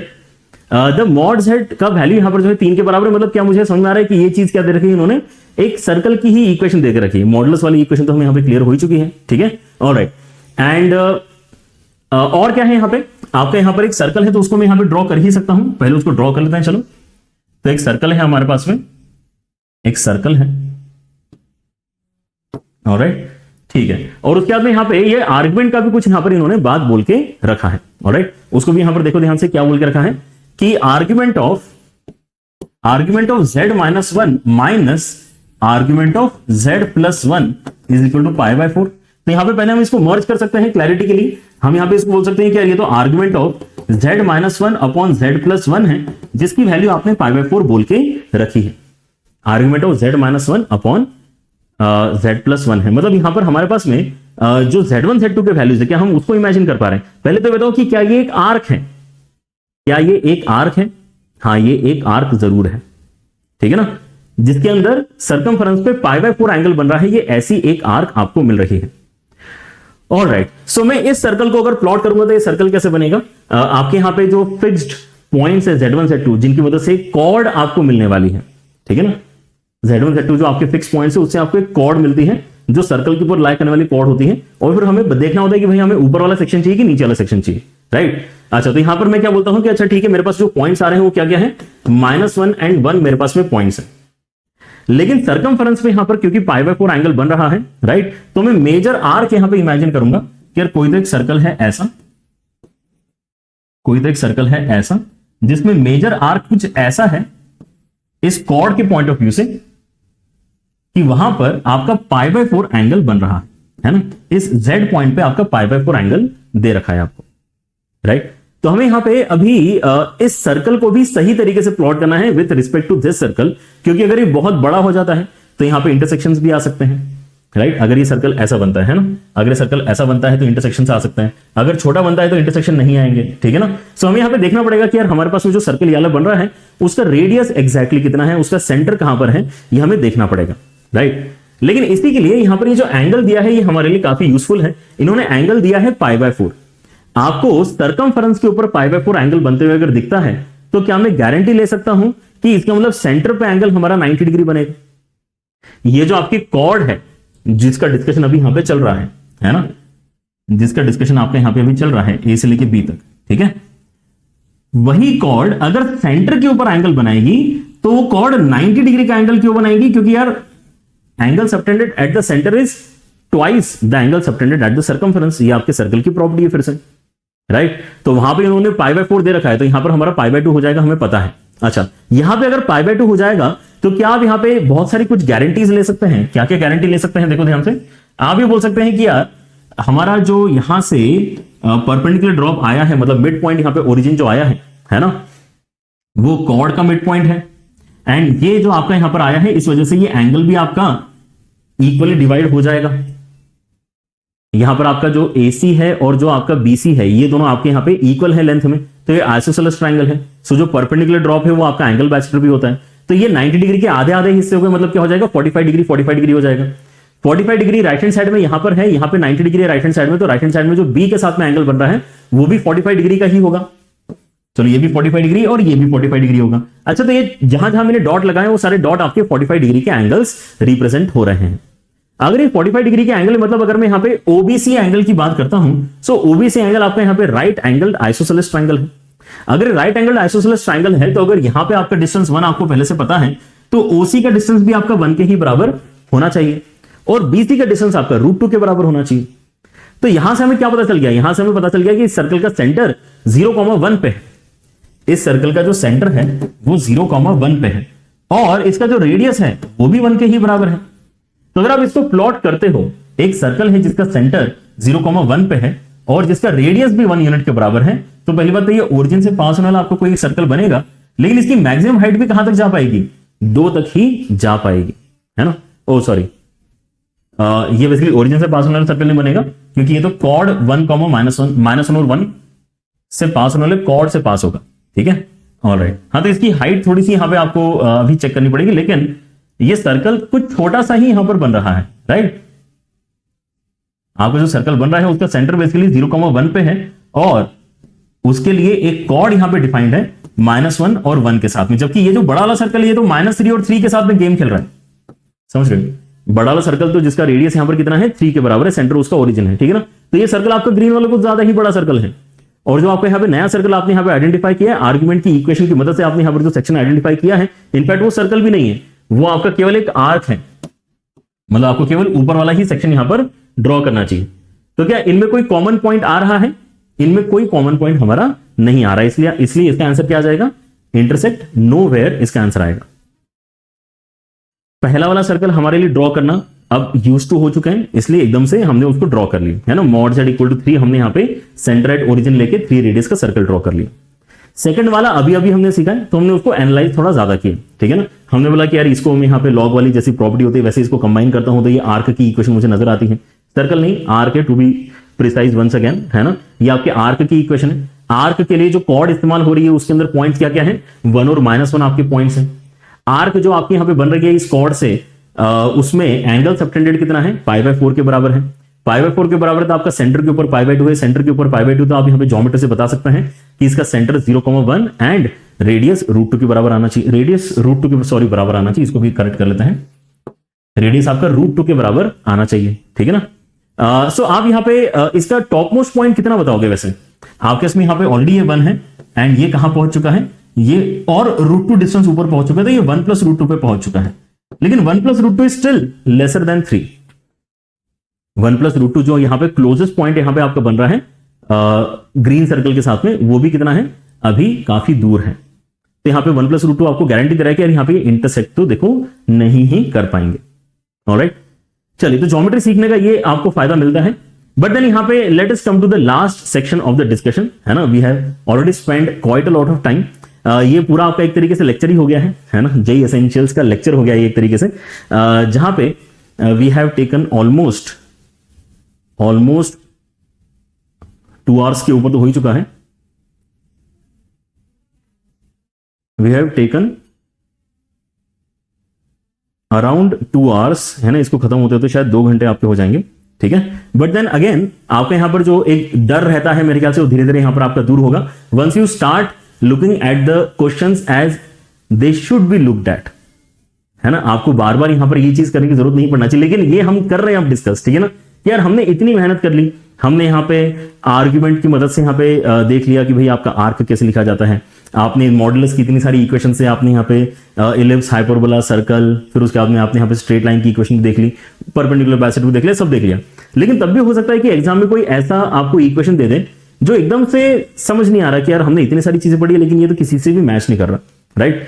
तो उस केस में तो आप x+i फिर डाल ही दो, राइट। x+i डाल दो, उसको सिंप्लीफाई करोगे तो आपको यहाँ पे कोऑर्डिनेट ज्योमेट्री में एक इक्वेशन मिलेगी, और कोऑर्डिनेट ज्योमेट्री हमें ज्यादा बेहतर तरीके से समझ में आती है, इसके अंदर तो कोई डाउट ही नहीं है, ठीक है ना।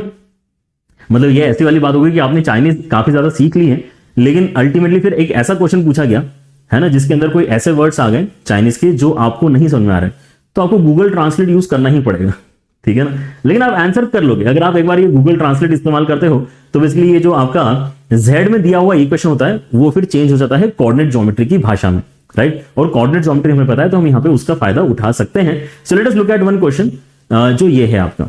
अब इसके अंदर आपके फिर से सवाल तो वैसे ही पूछा गया है जैसा हमने इनिशियली सॉल्व किए थे कि भाई कोई तो एक सेट है, आप यहाँ पे, है ना, क्या करना चाहते हैं इसके अंदर, इस सेट के अंदर आप अपने कॉम्प्लेक्स नंबर्स का जो रीजन है उसको आइडेंटिफाई करना चाहते हैं। इनइक्वालिटीज दिया है, मतलब आपका रीजन यहाँ पे कहीं ना कहीं इसका मतलब बन रहा है, ऑलराइट। लेकिन पहला वाला रीजन में एकदम देखते से बता पा रहा हूं कि यार ये एक सर्कल की बात चल रही है जिसका सेंटर 1 है और रेडियस 2 के बराबर है, तो मैं इसको डायरेक्टली ड्रॉ करूंगा। ये बोलना चाह रहे हैं कि इमेजिनरी पार्ट कॉम्प्लेक्स नंबर का ग्रेटर देन 0 होना चाहिए, मतलब एक्स एक्सिस के ऊपर वाले पॉइंट्स, ये भी मैं डायरेक्टली इमेजिन कर लूंगा। ये बीच वाला जो है ना, इसको आप ध्यान से देखो, ये भी है तो बहुत ईजी, लेकिन अभी हमने इक्वेशन में ऐसा कुछ देखा नहीं है ना, इक्वेशन में अभी हमने ऐसा कुछ नहीं देखा है, राइट।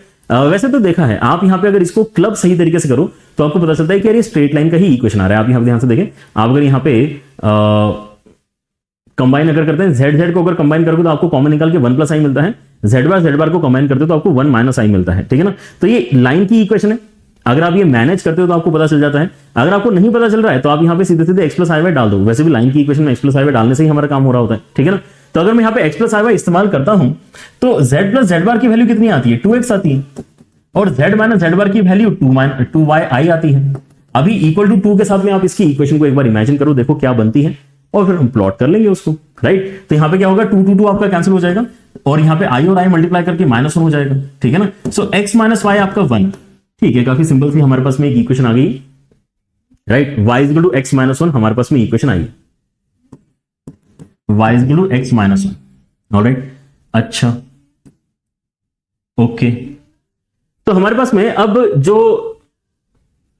अब जो फिगर बन रहा है उसको एनालाइज करने का समय आ चुका है। 1 सेंटर एंड 2 रेडियस, मतलब -1 और 3 से पास होने वाला आपका बेसिकली एक सर्कल है, -1 और 3 से पास होने वाला आपका सर्कल है जिसका सेंटर 1 पे आपको देके रखा है, ऑलराइट। फिर एक लाइन है, यहां पे 1 डाल के कितना आता है, यहां पे 1 डाल के 0 ही आता है, मतलब ये बेसिकली सेंटर से ही पास होने वाली आपकी एक लाइन है। कैसा है, लेकिन इसका स्लोप पॉजिटिव है, 45 डिग्री की यहां पर आपकी ये लाइन है।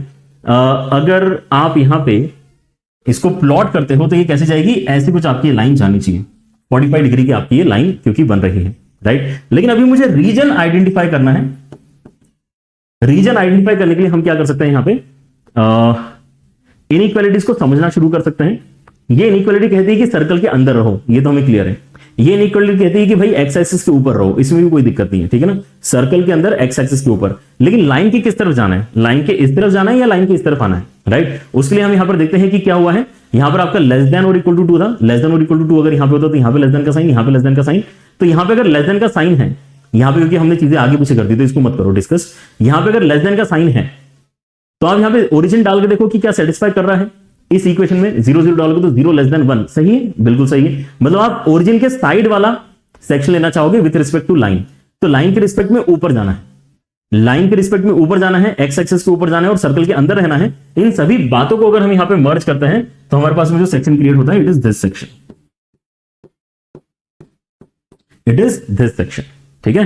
तो ये आप एक बार ध्यान से देखो कि भाई इसका अब आपसे एरिया पूछा गया है, तो ये कौन सी बड़ी बात है, ये तो half of theta r square की मदद से ही हम यहां पे डायरेक्टली बता सकते हैं, क्योंकि एक सेक्टर है, सेक्टर का एरिया क्या होता है half of theta r square, right. So half of theta, theta कितना बन रहा है यहां पर, ये बन जाएगा आपका 3π/4 के बराबर, कितना बन रहा है 3π/4 के बराबर। एंड आर स्क्वायर, इसका रेडियस कितना है सर्कल का 2 के बराबर है, सो 2 का स्क्वायर, मतलब ये 4 बन रहा है, 4 और 4 कैंसिल हो जाएगा, 3π/2 आपका आंसर आ जाएगा। ये वाला क्वेश्चन बढ़िया है, ये वाला क्वेश्चन बढ़िया है ना। यहां पर आपको बेसिकली अपना सर्कल लाइन अलग से दिखाई दे रहा है, रीजन काफी इजीली बन गया है, हमने इसको प्लॉट कर लिया।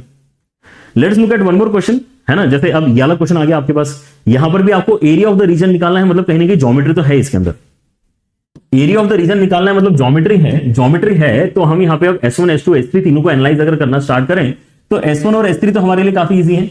ये कहना चाहता है कि भाई यहां पे सेंटर्ड एट ओरिजिन 5 रेडियस का एक सर्कल इमेजिन करो, उसके अंदर रहना है, रियल वैल्यू ऑफ z हमेशा पॉजिटिव होना चाहिए, रियल वैल्यू पॉजिटिव मतलब आप y एक्सिस के राइट में रहना चाहोगे, ठीक है ना। तो ये दोनों ही चीजें एक बार इमेजिन करो कि आपके पास में एक सर्कल है, आप जिसके अंदर रहना चाहोगे और आप y एक्सिस के राइट में रहना चाहोगे, तो यहां पे कहीं हो आप अभी, लेकिन अभी तीसरी कंडीशन लगा के एग्जैक्टली पता चलेगा कि और कहां हमें यहां पे रिस्ट्रिक्शंस अप्लाई करनी है, लेकिन अब ये कोई स्टैंडर्ड चीज नहीं है।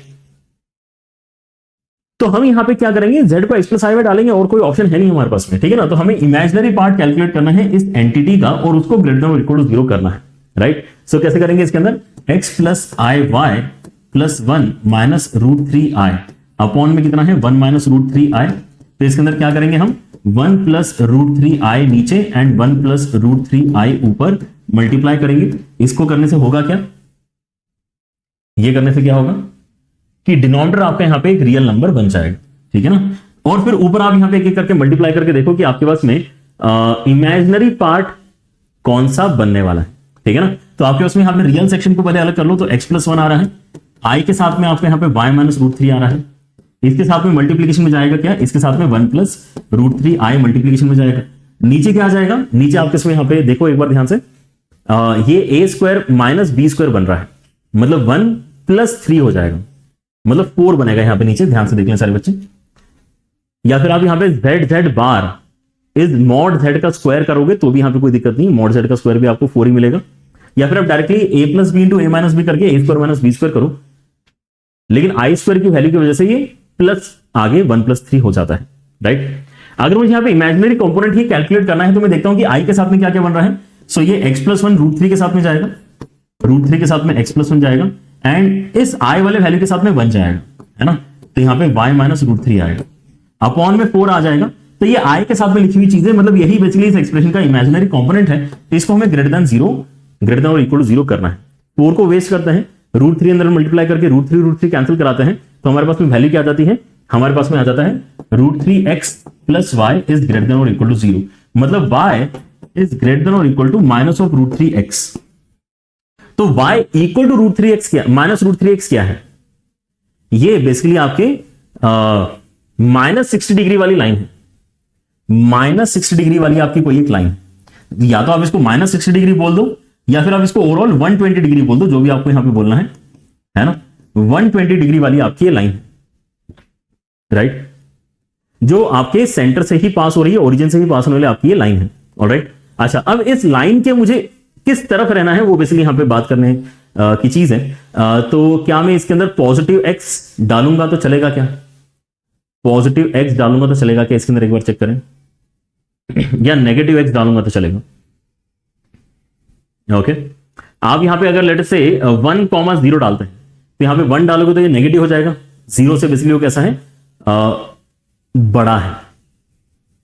1,0 डालोगे तो आपके पास में यहां पे इक्वेशन सही आ रही है, ओके, इक्वेशन सही आ रही है। एक बार फिर से चेक करें, 1,0 तो 0 is greater than negative number, ये सही है। मतलब आपको यहां पे लाइन के इस तरफ रहना है, लाइन के इस तरफ रहना है या फिर लाइन के ऊपर रहना है, ऐसा भी आप कह सकते हो, क्योंकि y के साथ में ग्रेटर देन का साइन है, तो लाइन के ऊपर रहना है, मतलब इस तरफ जाना है, इस तरफ नीचे नहीं आना है। ऑलराइट, सर्कल के अंदर रहना है और रियल कॉम्पोनेंट आपको पॉजिटिव बना के रखना है। Right, so this time around जो आपका यहाँ पे डिस्कशन आ रहा है, it is basically this region, ये रीजन आपका बेसिकली बन रहा है।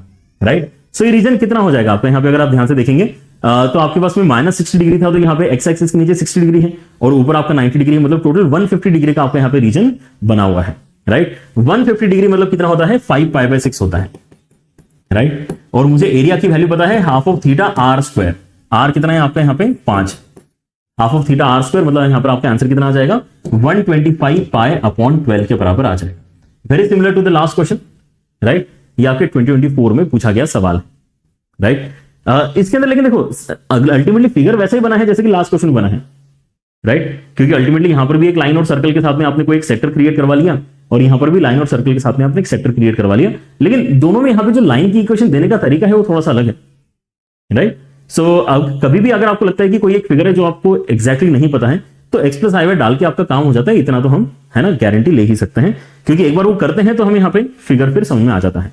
Alright, but then there could be question like this also, है ना, ये 23 का क्वेश्चन है, आपको यहाँ पे z1 z2 तो दे दिए हैं और फिर इक्वेशन दी है कुछ इस तरीके से कि भाई इनके बीच का जो वैल्यू है डिस्टेंस उसका स्क्वायर है ना, फिर minus that is equal to that, और फिर हमें कंक्लूड करके बताना है कि यार ये एग्जैक्टली क्या चीज रिप्रेजेंट कर रहा है। राइट, सो बेस्ट क्या है इसके अंदर कि आप x+i लेके कर दो सॉल्व, खत्म कहानी। ठीक है ना, तो आपके इसमें यहाँ पे z की वैल्यू क्या है x+i, तो आप यहां पे करो x+i माइनस z1 क्या है 2 + 3i, इसके मॉड को लेके स्क्वायर करना है। वैसे ही x+i के साथ में माइनस के साथ में z2 मतलब कितना है 3 + 4i, इसका भी मॉड लेके स्क्वायर करना है। और यहां पर z1 - z2 है ना, z1 - z2 करके डायरेक्टली वैल्यू लिख लो, कितना है -1 और यहां पर कितना है -i, इसके मैग्नीट्यूड का भी हमें स्क्वायर करना है। ठीक है, तो कितना आएगा यहां पर आपके इसमें x - 2 है रियल टर्म, x - 2 का स्क्वायर, a अंडर के अंदर a² + b², मैग्नीट्यूड क्या होता है अंडर के अंदर a² + b²। ठीक है ना, तो ये हमने a² लिख दिया है, अब b² लिखेंगे, मतलब i के साथ में क्या है y - 3, अंडर हटा लेते हैं क्योंकि आपको यहां पे स्क्वायर भी करना ही है। राइट, सो एक तो ये वाला टर्म बना है आपका, फिर माइनस के साथ में यहां पर क्या आ जाएगा, फिर से a मतलब क्या है x - 3 उसका स्क्वायर, एंड b मतलब क्या है y - 4 उसका स्क्वायर। अंडर नहीं लगाया क्योंकि यहां पे उन्होंने भी स्क्वायर करके दिया है इक्वेशन में, और यहां पे तो मेरे ख्याल से हमें 2 दिखाई दे ही रहा है ना, इसका मैग्नीट्यूड कितना है √2 के बराबर है, स्क्वायर करेंगे तो 2 आएगा। इसको सिंप्लीफाई करना ही हमारे यहाँ पे बस टास्क है। इसको ओपन करके देखें तो क्या बनेगा x² - 4x + 4, उसके साथ में यहाँ पे y² - 6y एंड +9, ये हो गया पहला वाला ब्रैकेट। इसको माइनस करना है इसके साथ में x² - 6x + 9 एंड यहां पे आ जाएगा आपके इसमें y² - 8y, y² - 8y आएगा, है ना, क्योंकि यहां पे 4 y² - 8y एंड +16 हमारे पास में बन रहा है, और राइट हैंड साइड में कितना है 2 हमारे पास दिया हुआ है। Right, so with this condition अगर आप यहां पे चेक करते हैं तो आपके इसमें क्या कॉम्बिनेशन बन रहा है उसको देखो ध्यान से। हमारे पास में अभी यहाँ पे x² और y² तो कैंसिल हो ही जाएंगे। एक बार फिर से यहाँ पे वैल्यू चेक करूं जरा, यहां पर 2 और 3 है, यहां पे 3 and 4 है। ठीक है ना, 2 and 3 है एंड 3 and 4 है। ठीक है ना, 3 and 4 2 and 3। ऑलराइट, सो अगर मैं यहां पे वैल्यू चेक करता हूं तो यहां पर x² y² आपका कैंसिल हो जा रहा है, सो दैट्स अ रिलीफ, क्योंकि अब आपको लीनियर इक्वेशन यहां पे मिलने वाली है। ठीक है ना, तो कितना हो जाएगा ये माइनस प्लस 6x - 4 मतलब 2x बचेगा, फिर यहां पे माइनस प्लस 8y - 6y मतलब आपके इसमें 2y बचेगा, है ना, यहां पे 2y बचा है। फिर अगर मैं कांस्टेंट की बात करता हूं तो आपका 9 और 9 भी कैंसिल हो जाएगा, 16 यहां से -16 बनेगा, यहां से +4 है मतलब -12 आपके उसमें आएगा, और इक्वल टू में 2 दे रखा है, मतलब 2x + 2y आपका कितना हो गया है 14 के बराबर हो गया है। मतलब आप यहां पे अगर इसको 14 से डिवाइड करते हैं तो ये basically x/7 + y/7 equal to 1 वाली आपकी इक्वेशन है।